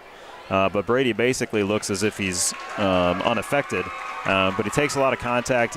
I know he's even had an official tell him, you know, we don't call it because we know you can play through it. Well, I mean, that's not – and it kind of takes me back to the Shaq days where, you know, you could have somebody pushing them as hard as they could, and he just didn't move, so it didn't look like he was getting fouled, but he was getting fouled just like anybody else gets fouled. So you sometimes see Brady respond in a certain way.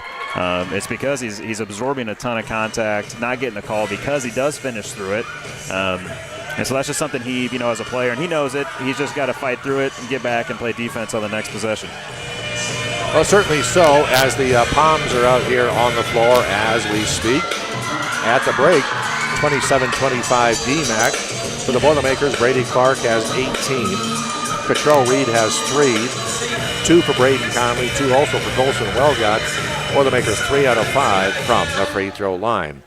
Now for D-Mac, they're going to be led at the break by Cohen Gilbert and Sean Dennison, each with 6.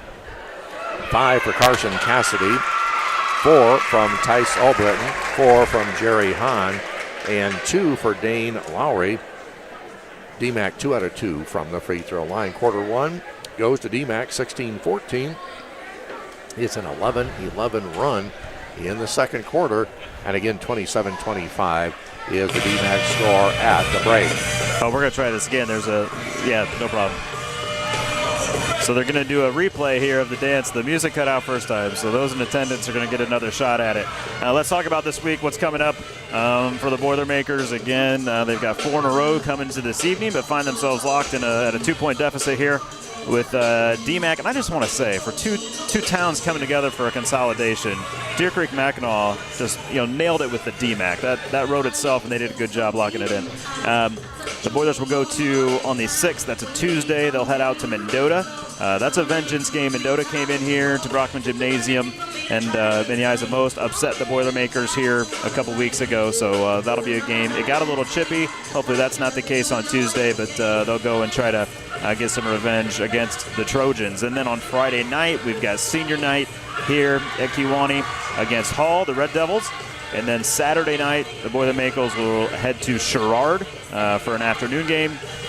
And then back here at Brockman Gymnasium for Sean Lewis night on Tuesday, February 13th. And then just, again, the next night at Orion. And so really in 8 days, the Boilermakers have 5 conference games starting on Tuesday. So, I mean, that's when it's all going to happen.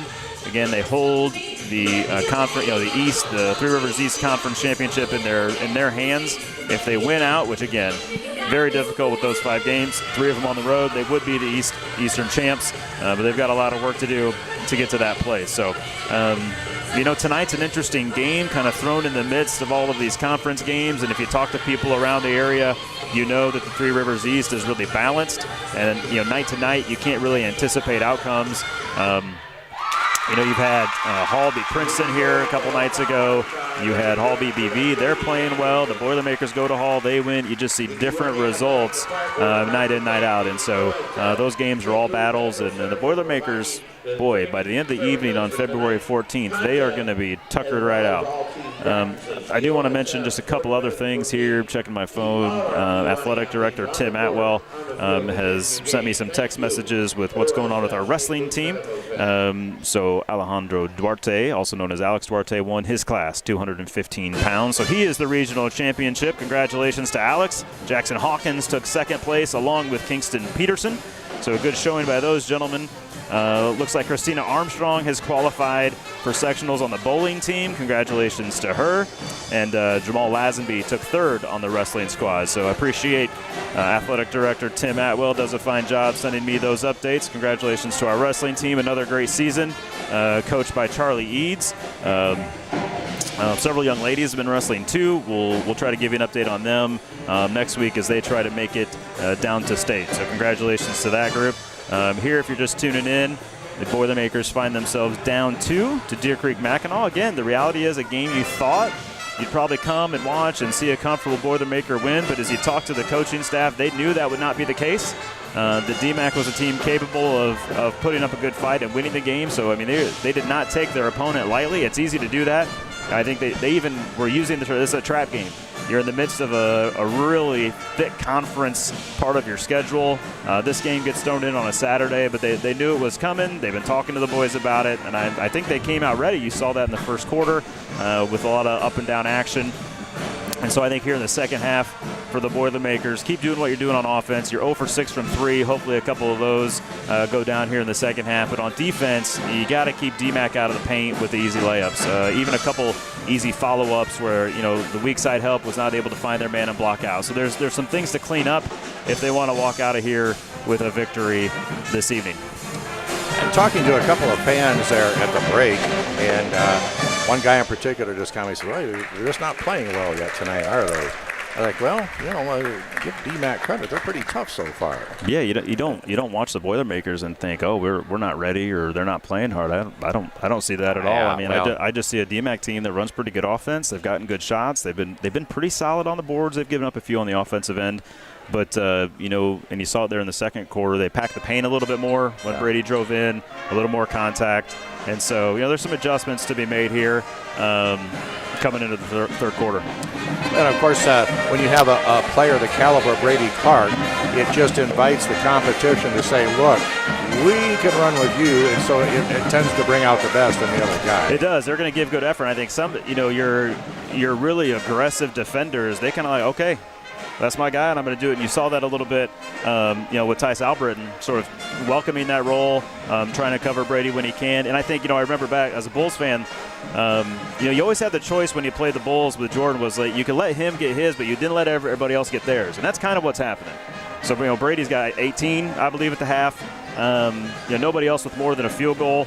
And so, I think, we'll see what happens here in the second half. I think the reality is the Boilermakers need to get a little more balanced on the scoring, knock down some shots when Brady penetrates. And so hopefully that'll be the case and they can get out of here with a W. But DMAC, it seems a little bit like they want to make sure that they're covering those three-point shooters. And occasionally the pass will go out, but there's somebody in their face right away. And so that's just good coaching, good execution by the players. Yeah, I would agree. It's been a very, very competitive first half, 27-25.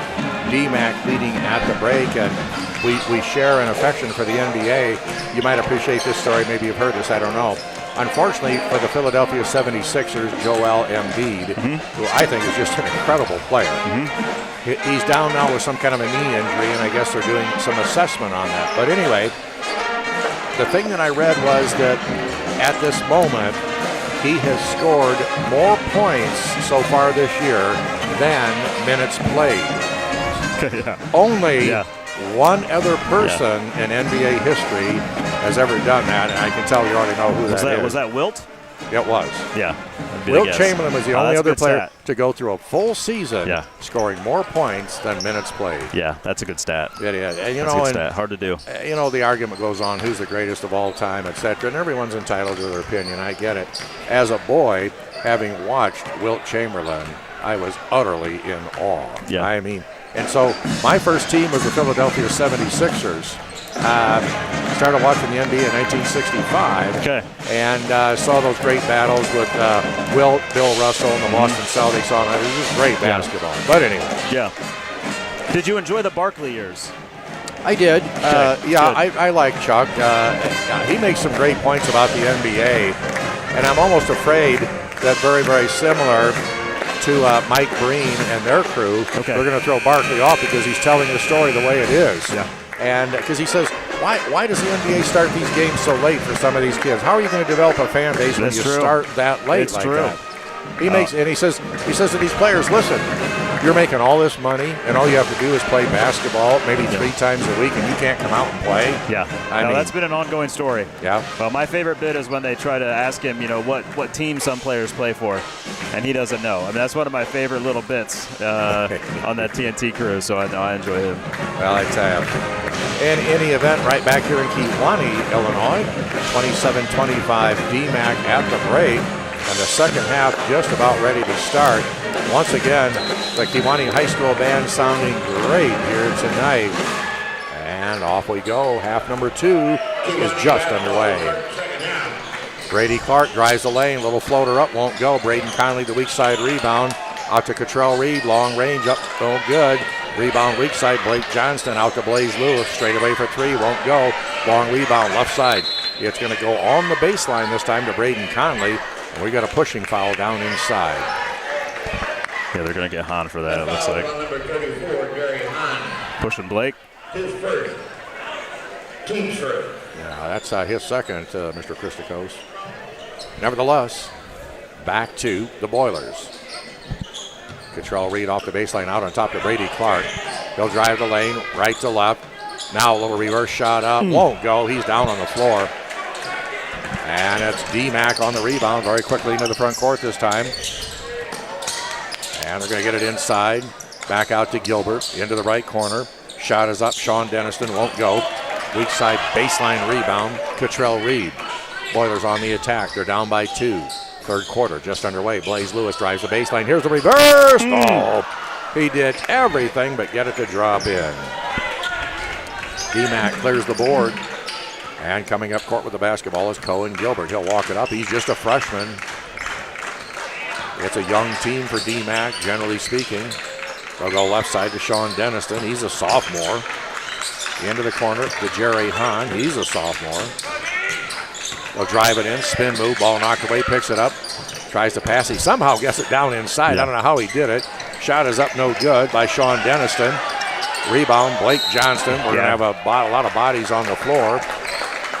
And they peel him off of Blake. They help him up off the floor. Ooh, that's going to be Hahn, so that's 3. Number 34 of DMAC, Jerry Hahn, his third.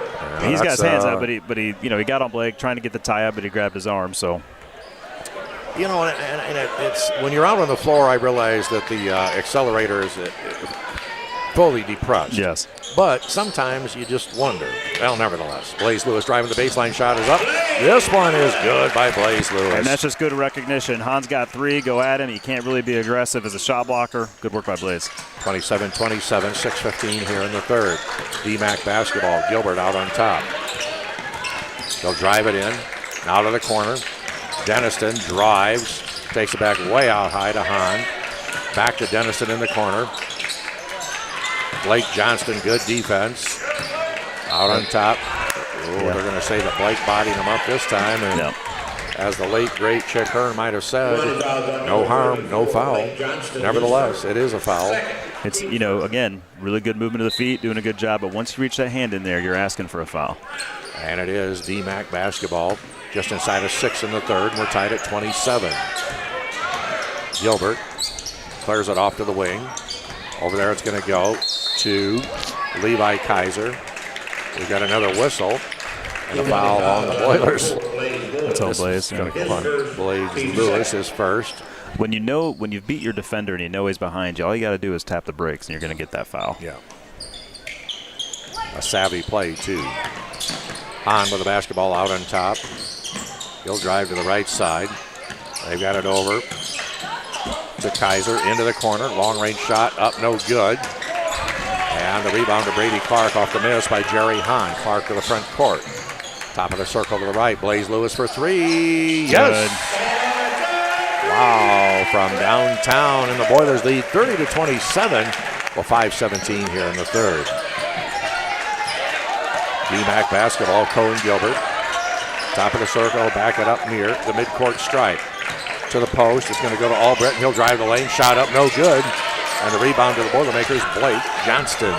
Quickly off to Blaze Lewis. Just inside of 5 in the third. Boilers up by 3. Cottrell Reed clears to Brady Clark. Right to left into the corner, Lewis for 3. Ooh, hits the side of the backboard. And Brady Clark, a reach-in foul. Trying to steal it from Hahn, not going to work. And for Clark, that's number 2. That's a good possession, though. You get an open 3 from the corner. That's what you want. So, I like the ball movement, getting Blaze in some space. That's going to pay off. Yeah, it will. 4:47, 4:43 now in the third. Boilers lead 30-27. Sean Dennison driving over into the corner. It's going to go to Kaiser. All of a sudden, a foul here on Blaze Lewis, and it appears, at least by the reaction of the players, that all of a sudden the officials are calling things just a little differently here. A little bit. We mentioned we had one foul in the first quarter. We got 6 here with just a few minutes into the third. So this is going to – pace of play is going to slow down considerably here. And the Chiefs will be at the foul line right now because there's the 5th team foul on the Boilermakers here in the third. Marcus, it's almost like you're a psychic. I've actually watched this game before. There's a huge delay for those of you at home. So.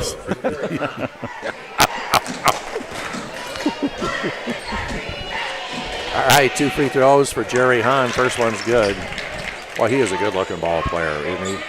Wouldn't you love to have a 6'5" sophomore on your team with skills like that? Yeah, he's got a lot of potential. He's doing good tonight.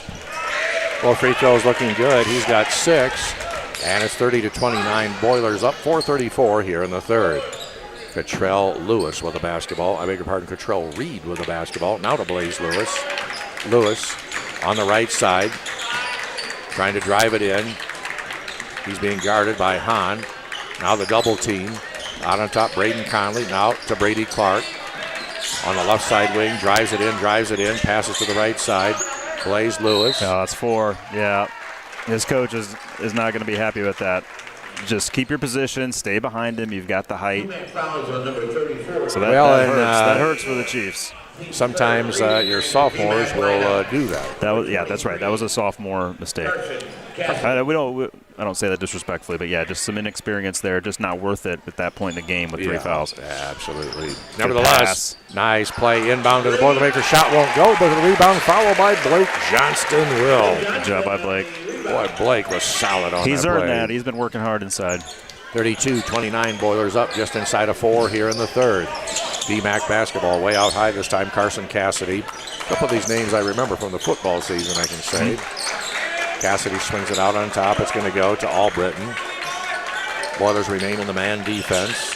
Cohen Gilbert left of the circle. Ooh, got away with a little bit of a push-off. He'll stop, fire a three, won't go. Brady Clark, the Boiler rebound. Leads the charge, front court, left side. Drives the angle, kicks it back to the wing. Blaze Lewis to the baseline, he'll drive. Down inside to Blake Johnston, shot up no good. Cohen Gilbert the rebound for DMAC. 3:22 here in the third. Boilers leading 32-29. DMAC basketball. Cassidy on the left side, he'll drive it up. Kind of a little off-balance move. A little out of control there. He got clunked in the head, but the Boilers will get the rebound. Reed, front court to Lewis. He'll drive the baseline, stops. Here's a floating 10-footer, won't go. Well, he likes that push shot. Didn't go that time. It was a good-looking shot, too. Weak side rebound to Carson Cassidy. Inside of 3 in the third. Boilers leading by 3. Right side corner, Deniston for 3. Look out, it's good. Sean Deniston now has 9, and we're tied at 32. Oh, they're going to call Blake, I think, there for a moving screen. Blake Johnson going to be whistled for his third. All right, a couple of substitutions for the Boilermakers as Colson Will got in and Cashin Ellerbrock also checking in. I won't lie, I don't love the body language from the Boilermakers right now. They look a little frustrated, a little sluggish. They need to kind of encourage each other here, get amped up a little bit. 2:35 in the third, 32-32 is our score. DMAC with the basketball. Down inside, Devontae Jordan into the Boiler lineup. He's playing tough defense, and he's going to cause a travel down inside as Tice Albritton couldn't get position. It was close, it was physical, but the call goes the way of the Boilers. Cassidy gets his shots up. His shots per minute is pretty high. When he's in, he's looking to score. 2:20 in the third, and again we're tied at 32. Wellgott drives the baseline, left side runner. Oh, rolls around the rim and out. That's the third shot this half that has just rolled off that side of the iron. A blocking foul going to be called against Brady Clark. That is a tough call. And not one that's going to go over well with the Boiler fans. I guess that's one I guess you could say, well, you could call it either way, and they called it for DMAC as Sean Deniston was driving. Clark thought he had position, but the official said no. That was tough. He definitely guessed right, put himself there. I'm sure he was still moving slightly, but yeah, that definitely could have gone either way. First free throw, no good. That's 3 personals on Brady Clark. One more free throw by Sean Deniston. Second one up. This one also no good. Scramble for the rebound. Ellerbrock has it, but the ball's knocked out of his hands and out of bounds by Tice Albritton of DMAC. 2:08 here in the third, and we're tied at 32. Boiler basketball. Blaze Lewis across the timeline on the right side angle. Both clubs have played man defense all night long. Ellerbrock, top of the circle left. Terrell got for 3. Nope, a little bit too strong. Rebound to Cohen Gilbert of DMAC. To Carson Cassidy. Cassidy, top of the circle right. To Gilbert. He'll drive it into the lane through the defense. Ball is going to get off him and out of bounds. Gilbert wants a foul, no call. And you talk about the ball running through the ping pong pegs. But the pinball pegs, rather. I thought you were giving me a Price is Right. What was that game? Yeah. Plinko? Something like that? Yeah, something like that. Minute and a half in the third. We're tied at 32. Brady Clark, left corner, tries to drive. Carson Cassidy punches the ball out of bounds. And back to the Boilers once again. 1:24 in the third. Been a fairly tight game all the way, really. Clark in the lane, spin move. Here's a reverse shovel shot up, no good. Bodies everywhere. No bodies everywhere. Ellerbrock has the rebound for the Boilers. Pass out on top. And it's going to be, they're going to say, that should have been an over and back. Over and back. Oh, Boilers my. get a break there. Ooh. DMAC rightfully a little beside themselves there. And then they're going to get a foul. Yeah, a foul in the front court. They should be beside themselves. That play was right in front of the official. How do you miss that? Nevertheless, Levi Kaiser picking up the personal. Coach Streetmatter has found himself. He's almost headed to the concession stand to Yeah. try to gather, which I understand. And you could kind of tell by the referee's demeanor that he realized he missed that. He missed one there, yeah. Those things will happen. I do not want robots officiating basketball games. Nevertheless, Boiler ball, 1 minute in the third, and we're tied at 32. Left side, Colson Wellgott at the wing. He'll drive it in. Contact down along the baseline. We've got a whistle. And it looks like Kaiser's going to be called for a foul this time. And that'll be 5 on them if that's the case. We have a double foul. Double foul, yeah, as I say, he had both fists out. So Kiwani fouls on number Kaiser and Blaze Lewis are both going to pick up their third fouls there, and the possession will stay with the Boilermakers under the basket. That's 13 fifth. All right, 54.6 seconds in the third. We're tied at 32. Both teams with 5 fouls. Any fouls, and it'll be at least 2 free throws. That was a you boys knock that off call. Yeah, I agree. Here's a drive by Blaze Lewis down the left side baseline. Shot no good, but a whistle and a foul. Free throws coming up here for Blaze Lewis. I think it's going to be Kaiser again, so he's got 4. So they've got Kaiser with 4 and Jerry Hahn with 4. And looks like they're going to have a substitute here. Dalton Burr ready to come in. He's a 6-foot senior. Blaze Lewis to shoot 2 free throws for the Boilermakers. First one is up. This one is good. He's got 6 on the ball game. 33-32. Boilers up. And again, Dalton Burr will check in. Kiwani lineup number 14, Junior Murray. Junior Murray checking into the Kiwani lineup. Setting down is Cashin Illerbrock. 33-32 Kiwani. One more free throw coming up here for Blaze Lewis. 47.9 seconds in the third. The shot is up, and it is good. Well, a couple of really good-looking free throws, and Boilers up by 2 with 45 seconds here in the third. 5 for 6 from the line. It's the difference right now. Oh, good. Quick hands by Devontae Jordan punching the ball away. And the Boilers have it with 35 seconds here in the third. Boiler fans are calling for something. I was looking at Matt Clark, so not sure what it was. Yeah, Jordan felt like he got pushed there a little bit by Dalton Burr. No call, just fine. It was away from the ball. Now they're going to get Lewis for offensive. And that is going to be 4 on Blaze. And that is the same official who missed a call at the other end here. I don't think he's going to grade very high by either staff tonight. So both sides are feeling aggrieved at this point. But the reality is it's 4 fouls on one of your best scorers. So, somebody's got to step up, fill that gap. All right, let's see what happens here. 13 seconds.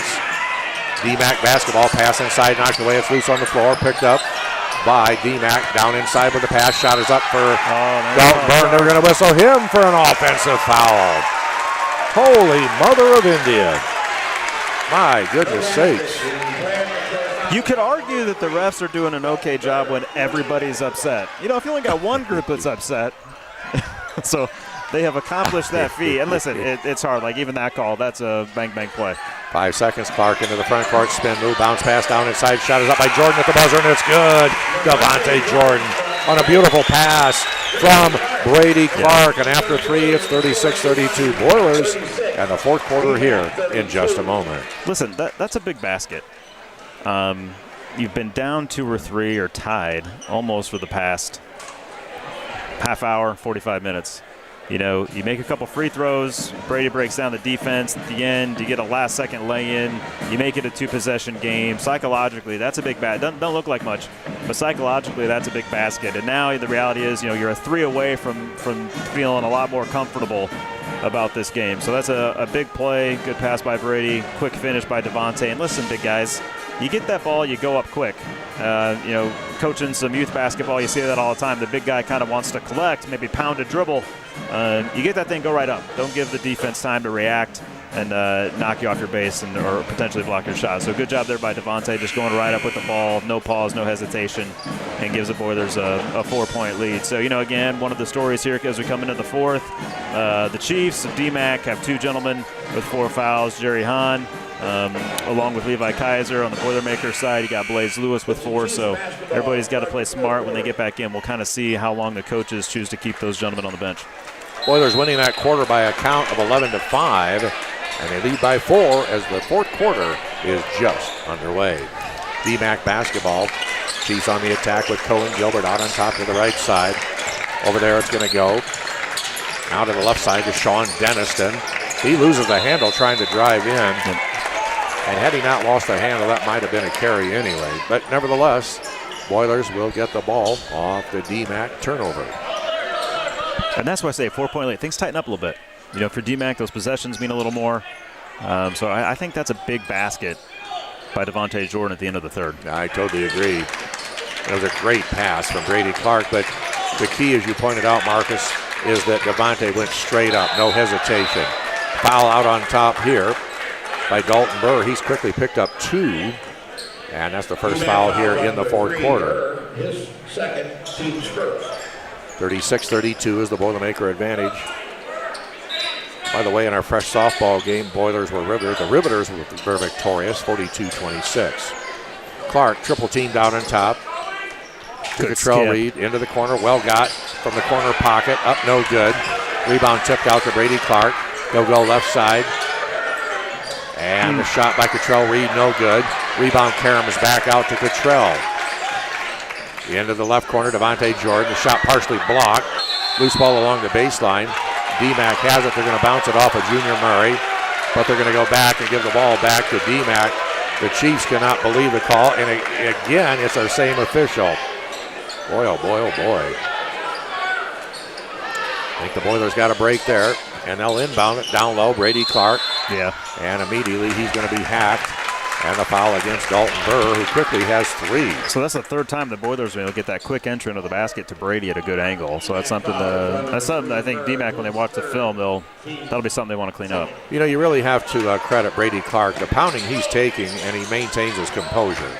Drives it in right side, up off the board and in. Brady Clark with 20. At that angle, he's going to score. Not much you can do about it. That's a powerhouse move that time.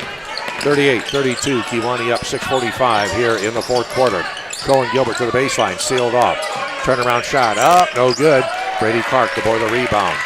And Kewanee slows things down just a little bit with 6:35 in the fourth. Yeah, real chance to create a nice gap here. Boilers leading by 6. And this is one of the biggest leads for either team all night long. Clark to the baseline, to the corner. Well got for 3. Yes! Golson, well got. Holy Moses, 5 for Wellgott. Timeout, DMAC, 6:18 in the fourth, and the Boilers have opened up a 9-point lead at 41-32. And Marcus, how big has this fourth quarter been so far? You can feel it. I mean, there's something about that last second basket in the third. You can kind of feel a little momentum where I think your DMAC, you've played pretty well. You're not getting your shots down here as effectively in the third quarter. Now all of a sudden you find yourself down 9. And I think, let's see, excuse me, Bob, have they scored 5 points in the second half so far? Am I right about that? They had 27 at half. Yeah, right. So they've only put 5 points on the board. So they're struggling. The defense is tightened up on the Boiler side. And again, listen, the Boilers are, let me do my math, 2 for 14 from 3. That ain't good. But when they fall, it just makes all the difference in how they're able to, get Brady some more space, the way the defense has to respond. And this team, we haven't seen the best version of themselves because they have not been consistently able to knock down threes. And that's everybody. And so when they can do that, man, they can beat a lot of people. And as we get close to the postseason, it's going to make all the difference. Well, we'll see how that develops. Here, they're up by 9, and it's DMAC basketball. Gilbert into the trap, out on top. Hahn back on the lineup. He'll put up a 3, will not go. Brady Clark tracks down the rebound for the Boilers. Up ahead, Colson, well got. Back to Clark, left side, Cottrell Reed. Wants to go 3, but he pulls it back in. Inside of 6 in the fourth. Kewanee leading 41-32. And Brady Clark curls it to the right side. Now into the corner, Cottrell Reed with the basketball. Junior Murray, left side to Wellgott. Colson on the drive. The baseline is up. It's good. He's a crafty swine, that Wellgott. You saw him kind of fake call Junior over to get the defender sliding that direction, looking for the screen, and then he took him baseline. That's a beautiful, crafty play. It's a very savvy indeed, and Kewanee now leads by 11. That's the biggest lead of the night for either team. We're down to 5:20 in the fourth. Tice Albritton down low inside with the pass, stolen away, intercepted by Cottrell Reed. quickly. Front court, left side at the wing. Out on top to Welgott. Colson directing traffic. 5:05 in the ball game. Boilers leading 43-32. Devontae Jordan, right side. Cottrell Reed once again. We're now inside of 5. Good fake. To the corner. Welgott from the corner pocket. Too strong. Rebound. Brady Clark out on top. Back to Reed in the corner. Cottrell drives the baseline. Stops up. Tries to get a pass or a shot, whichever. And we've now got a whistle. And that might be a shooting violation. It is. So two things there. One, Devontae Jordan has kept alive, I think, 3 balls in the last couple minutes, tapping it out, where a guard's been able to grab the rebound. That works well when you get it. It works very poorly when the other team gets it and has a fast break. But Devontae's done a good job. 2, Cottrell's mom had some opinions on whether or not he should have shot that open 3. And she's going to talk to him about it after the game. I see. Well, 2 free throws coming up here. Boilers again leading by 11. Shot number 1 up. Ooh, the ball about halfway down and then pops out. Carson Cassidy back into the lineup for DMAC. Setting down will be Tice Albritton. And I don't know if you noticed, Bob, DMAC, they're just pressing more on offense.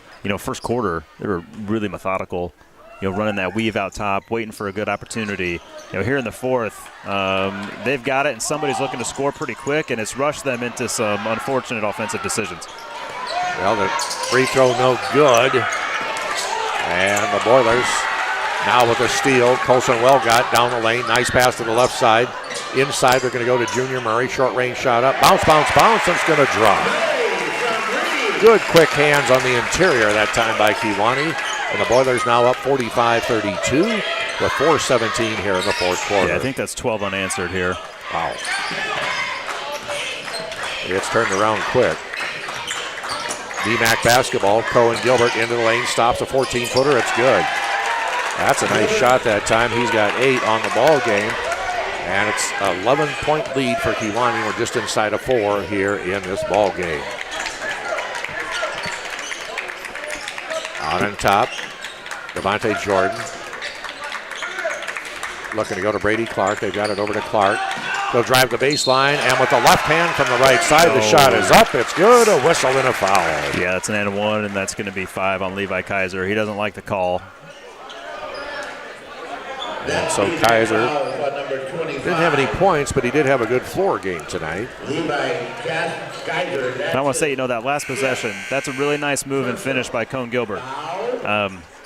The too small gesture afterwards when you're down 11, not ideal. And that's just something these kids watch too much NBA basketball.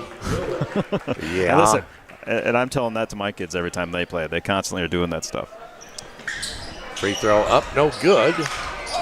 And DMAC with the rebound. Sean Denniston has it. He's going to clear it off to Cohen Gilbert. Well, some purists will tell you that the NBA isn't basketball. Oh, I disagree. But, yeah, I do too, but nevertheless. Oh, steal by Colson Welgott. Boy, he's got quick hands, yeah, doesn't a couple steals for him here in the fourth.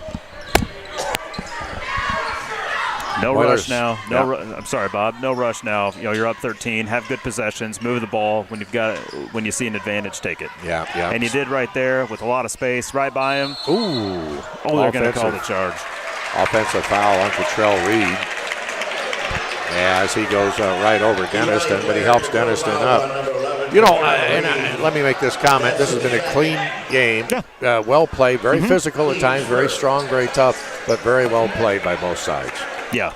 No, it has been. I mean, both teams being aggressive, playing hard. That's what you want to see. And listen, that's every game. I haven't been to a game yet where I'm like, oh, these guys aren't trying very hard. These kids get out there, they go hard.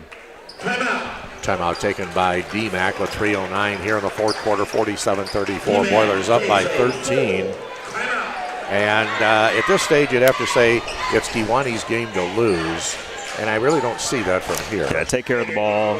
Like I said, I think when you have the advantage, go take it. We don't need to stall the last 3 minutes out, but you're going to be a little more patient, look for a good opportunity when it presents itself, be aggressive. But again, here in the second half, the defense just way better. You haven't seen any real open looks at the rim for the Chiefs, which there were some of those in the first half, and we said that at halftime. That's what needed to get cleaned up.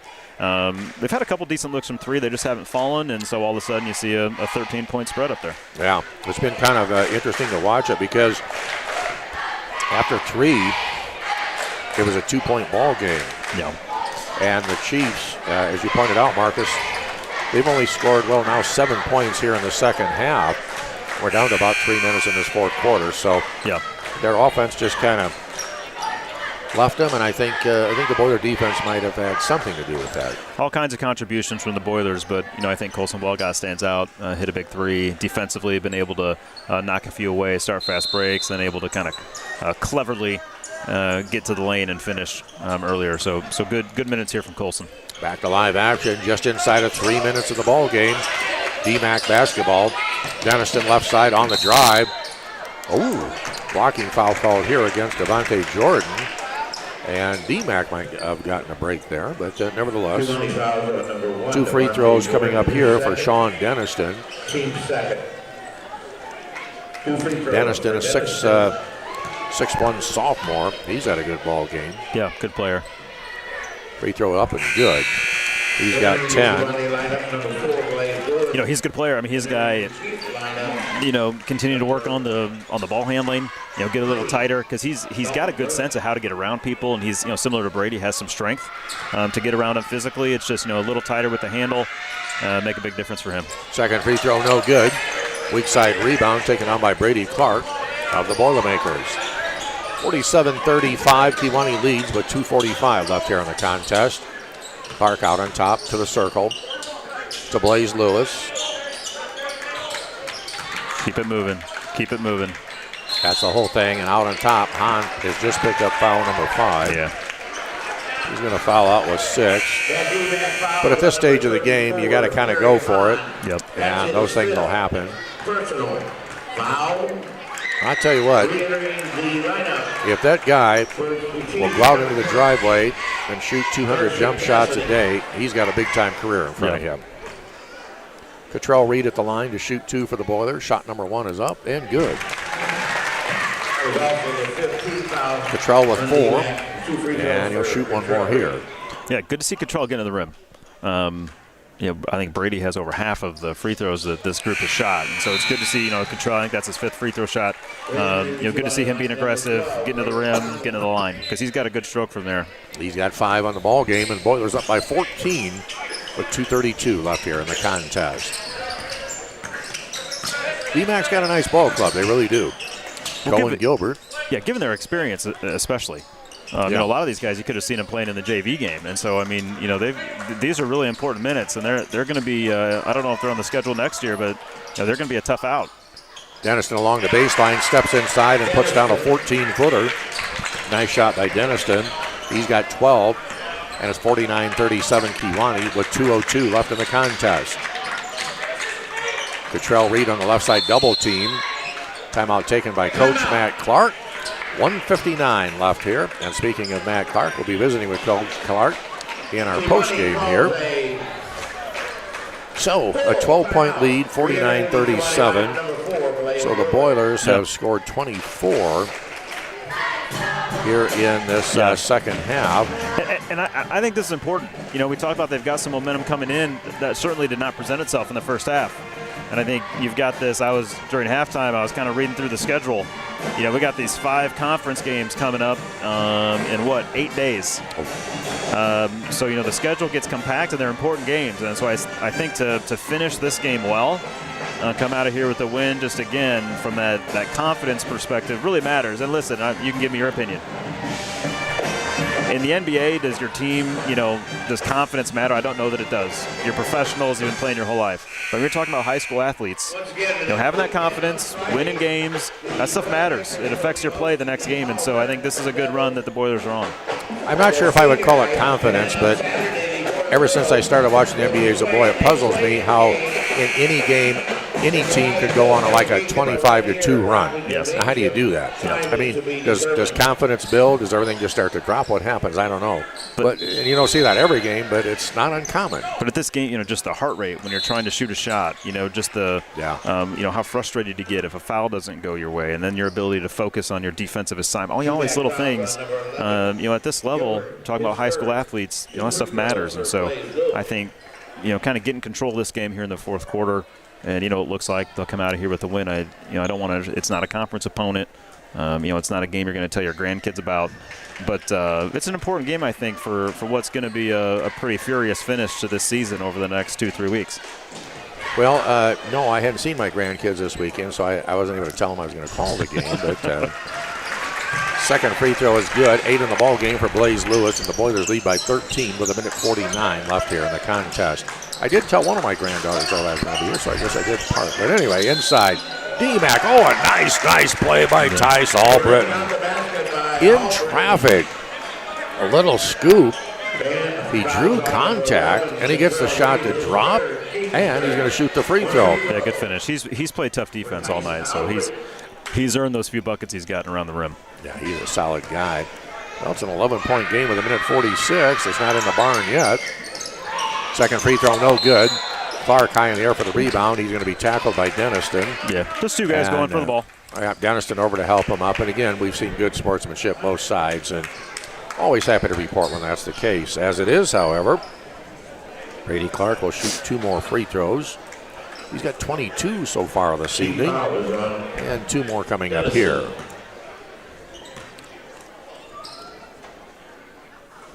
First free throw is good.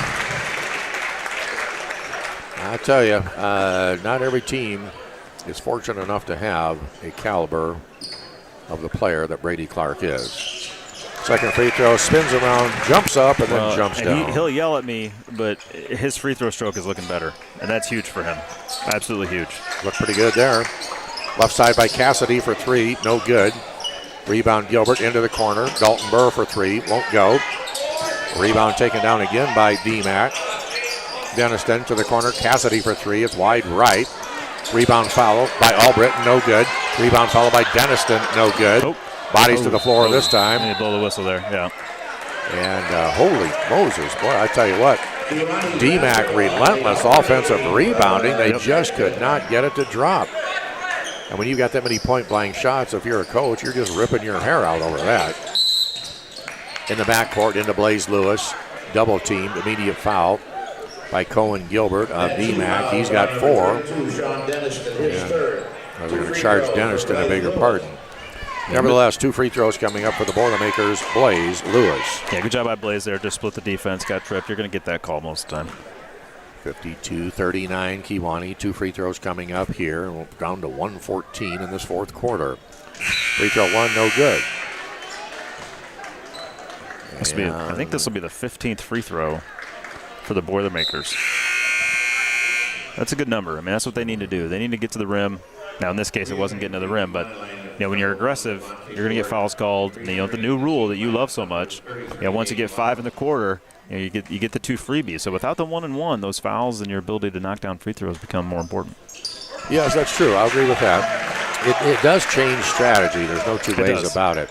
But my question is, did it really improve the game? Well, anyway, 53-39 Boilers, 1:05 here.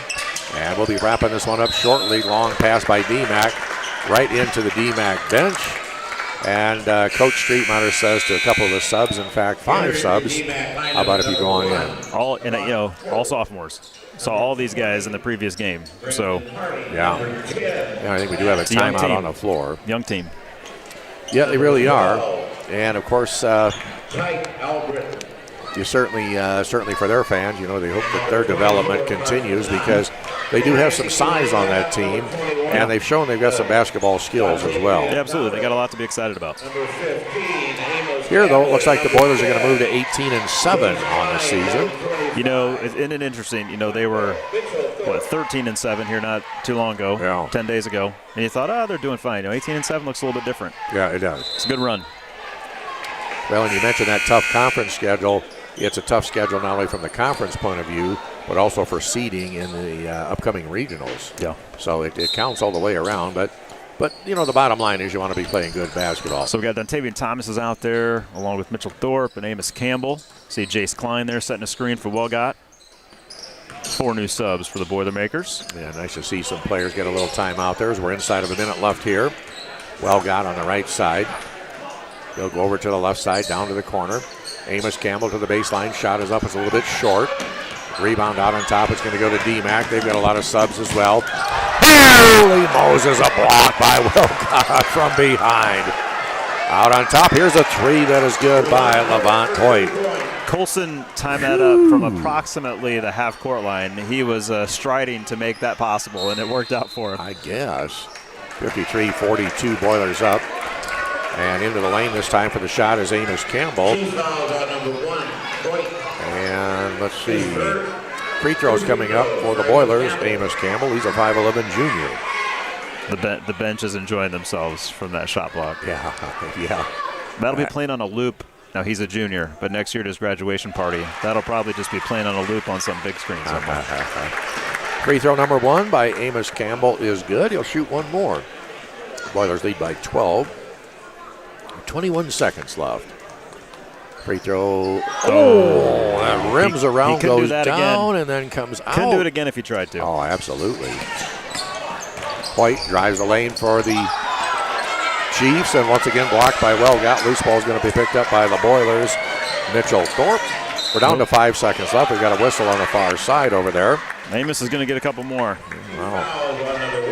All right, Amos Campbell at the line to shoot 2 more, and the free throw attempts have really picked up here in the fourth quarter for the Boilermakers. They have.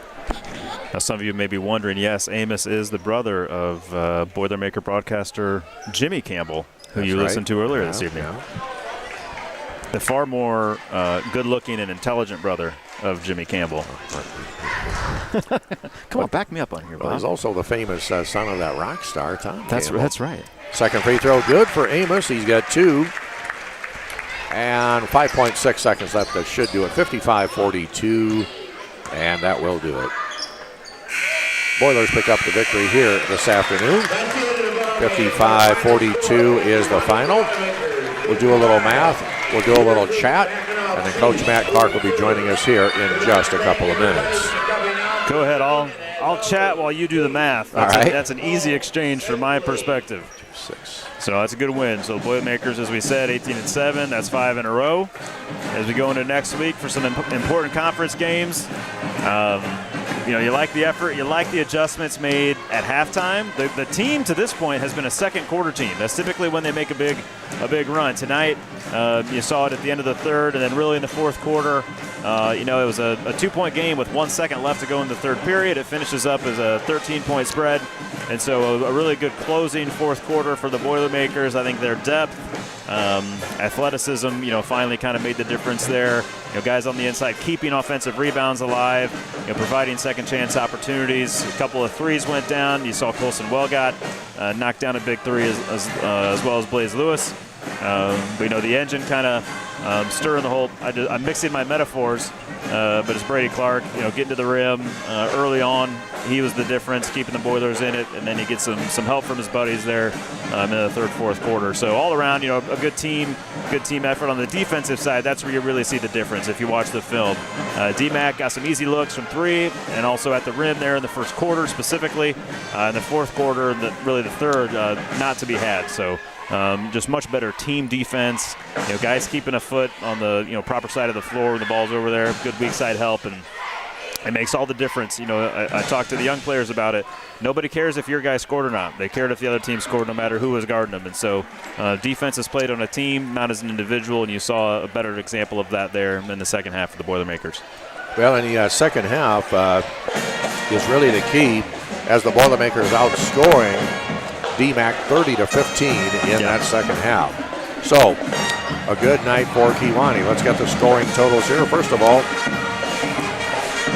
9 players in the scorebook for the Kewanee Boilermakers. Going to be led by Brady Clark's 24, 9 for Blaze Lewis, 7 for Colson Welgott, 5 points tonight for Cottrell Reed. Also in this ball game, 2 for Blake Johnston, 2 for Amos Campbell, 2 for Junior Murray, 2 for Braden Conley, and 5 for Cottrell Reed, by the way, and 2 for Devontae Jordan.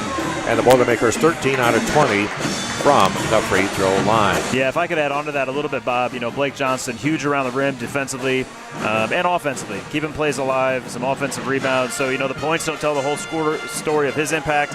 And I think Cottrell also, moving the ball, shot fake, finding open guys. Again, we don't judge, performance on points, and so you can't always quantify these things. But he played a good floor game, keeping the ball moving. I agree with your assessment on Blake. His physicality was a real key in that first half. So, yeah, you don't measure it all by points, but in any event, Boilers, again, with 30 points in that second half. And now for Deer Creek Mackinaw, Sean Dennison leads the way with 12. 8 in the ball game for Cohen Gilbert. 6 for Jerry Hahn. 6 also for Tice Albritton. Also in the ball game, 5 for Carson Cassidy. 3 for Levant Hoyt. And 2 points for Dane Lowry. DMAC didn't get to the line that often, just 5 out of 9 on the ball game. So percentage-wise, that's strong, but from their perspective, they just need more shots. Quarter 1 goes to DMAC, 16-14. It's an 11-11 tie in the second. At halftime, 27-25, Deer Creek Mackinaw. Oilers win the third, 11-5. Kewanee leads 36-32 after 3. And the Oilers will take the fourth quarter 19-10. They're going to take this ball game 55-42. Boilermakers moving to 18-7, and DMAC will drop to 7-19. And you know, up the road in the regional, somebody's going to see that 7-19 record or whatever it's going to translate to, and they're going to say, you know, I don't know, and they're going to say, well, I don't know. I tell you what. Do not sleep on that team. Yeah, records are so misleading. It's like win-loss for pitchers in baseball. You know, I mean, it just doesn't tell the story of who you played, how you played. You know, kind of just they're high school kids. The improvement you see, especially from a young team like this. And so I think you're right. I mean, I think somebody not paying attention is going to think they have an easy win, and they're going to be proven wrong. And so, you know, props to DMAC. And again, this is not a huge game for them. They have a conference lineup coming up. You know, they go on the road on a Saturday, but they come up here and gave a good effort. Yeah. And so, you know, props to them for coming up and, you know, making it a good game and, again, a good learning experience, I think, for the Boilers. So, you know, we always wonder about these kind of non-conference games thrown in at the end, but I think there was value in this matchup for both teams, I hope. Well, you know, for DMAC, they only had 5 in that third quarter, and yet after 3 they were only down by 4, but that was more kind of a symptom that their offense was starting to sputter a little. They righted the ship to some extent in the fourth quarter with 10. But, of course, by that point, the Boilers were off to the races. It did, and it's hard to, you know, it's always hard to know, like, did the defense cause the difficulties on offense, or were we not running things as effectively? Because in the first quarter, man, the way they were moving the ball and setting screens for one another, it looked effective and definitely sustainable. But that did seem to change there in the third quarter, where they were unable to just kind of get that flow and rhythm down. And I'm sure I can attribute that to defensive adjustments made by Coach Clark at halftime. Well, when they lost Hahn. Oh, there he is. Oh, I didn't know. When they lost Hahn, that was a biggie there. But Mark is going to hand the headset over to Coach Matt Clark of the victorious Kewanee Boilermakers. Coach, nice to see you as always. Matt, congratulations. Same here. Good to see you guys. I'll tell you what, quite a ball game here tonight. And Coach, I show that your Boilers outscoring DMAC 30-15 in that second half. I was just telling them, I think we held them to about 7 the first 12 and a half minutes of that second half. You know, when we had a few mental lapses there defensively, and you know, as a coach, the better defense you play, the more you want them to play. Even, you know, you want more and more. So we keep after them on defense. We focus probably way over half our time in practice, probably 2/3 on defensive effort and defensive execution. So our game plan's been about the same the last 3 or 4 opponents because they've been very similar. So very proud of the way they played that second half. I'll tell you what, really so. And I tell you, DMAC coming in with the record, coming in the door at 7-18. You know, some people are going to look at that record and say, well, you know, I don't know. I'll tell you what, they did not play like a 7-18 team. No, I was talking to Coach Streetmatter before the game. Told him, hey, good job this week beating Lexington. Lexington's an 18-win team. They went to overtime with Peoria Christian last night. Got beat by 1. I mean, Peoria Christian's a solid 1A team. They've won like 15 or 16 games. So, yeah, I told the kids for the game, don't be deceived by the record. They got size and they got some shooting, so that what you've seen tonight. Oh, I tell you, they've got some impressive guys there. And speaking of impressive, 9 Boilermakers getting into the scoreboard. Really? That's great. I always like to see a lot of guys get some playing time and some scores. Yeah, that's good stuff. Hey, Coach, you know, I'm going to take this topic on for what it is. In the situation here, your son, Brady, is just an incredible basketball player. Thank you. 24 points tonight, and just very, very impressive. And it's going to be a real fine line for you. You're probably getting criticism from some corners of the community. Why are you playing your kids so much? Why are you letting them do it? Who knows what's being said out there? Yet at the same time, you got to go with what you got. He stays poised, and he takes an incredible beating down inside. He does. He's a consummate team player, always looking for his teammates. And so for you, and I'm sure that it would be very easy to talk about him every day of the week because he's that good. And yet, as you put everybody else around him, everyone has to be involved. And in this game today, everyone was truly involved. Yeah, he can do a lot, but I think the best thing about Brady is his competitive nature. Sometimes it boils over to what people may think attitude or something, but I will tell you, Bob, since he's brought up the subject, since he was a freshman, people doubted him, maybe quietly, but outwardly too.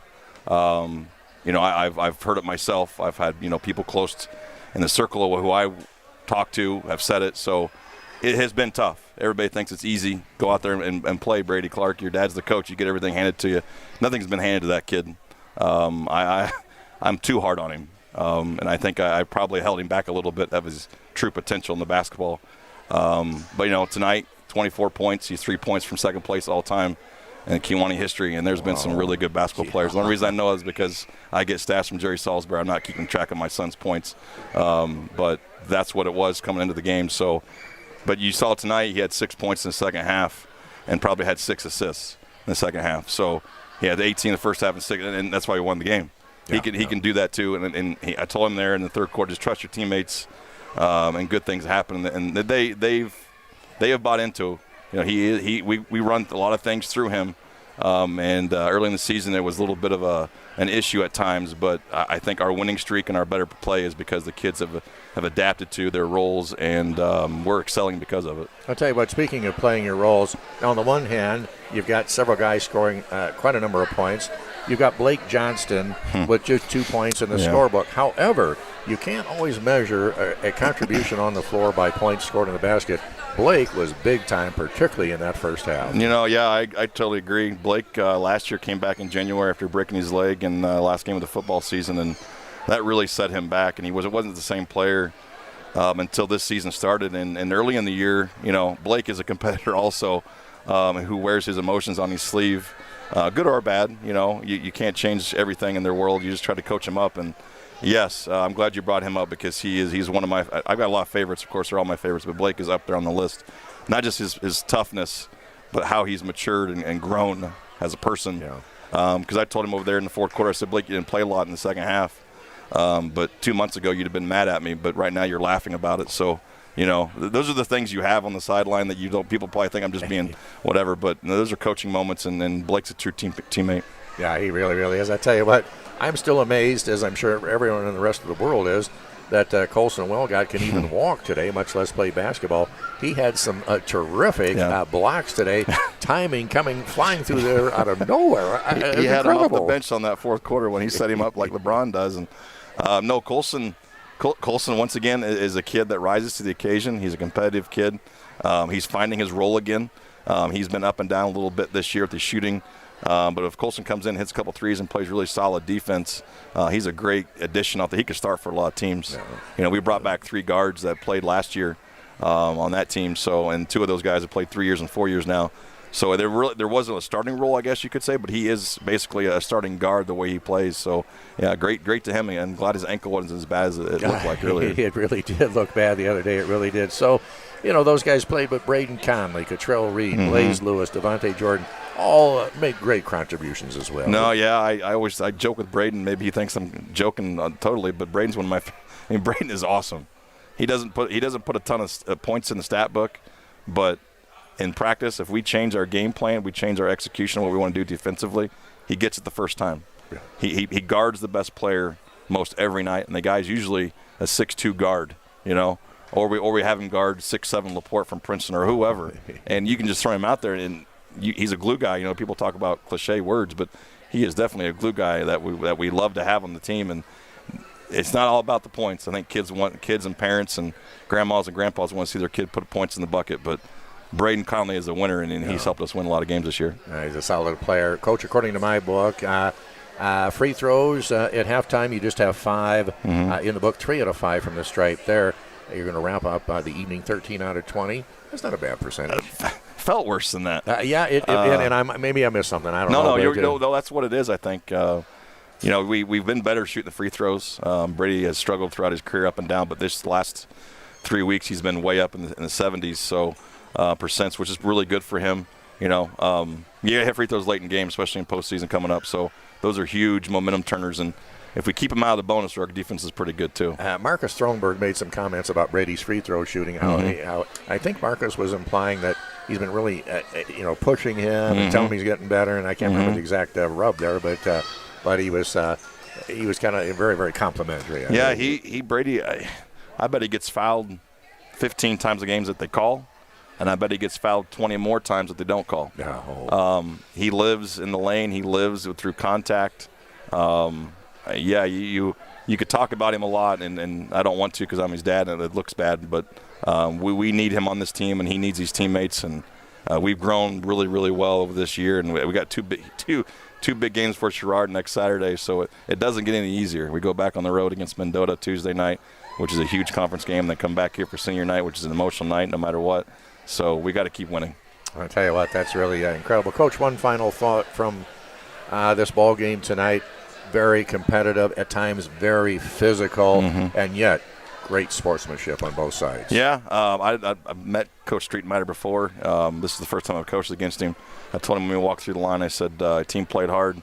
And that's a compliment. People think, well, you're just saying that. No, they played hard. Oh. We were physical. They were physical. The referees kept it pretty much under control. But, yeah, you just want to go see kids compete and have fun. Yeah, absolutely. And when you can reach over and help the other guy out. For sure. I still recall Mike Singletary, the Bears. Boom, he'd just blast you, just drill you to the turf. Reach over and pick you right back up off the turf once it was over. And then do it again. And anyway, Coach, we'll let you go. But, Matt, congratulations to you and the boys with a big victory here this evening. Thanks, Bob. Thanks for the coverage. Pleasure to have you. Matt Clark, the head coach of the Kewanee Boilermakers. Again, the Boilers winning this one 55-42. With the victory, Kewanee now moves to 18-7 on the season. Well, it was a great night here tonight at H.F. Brockman Gymnasium. And everyone kind of starting to filter out. It was a big crowd for a late afternoon game on a Saturday.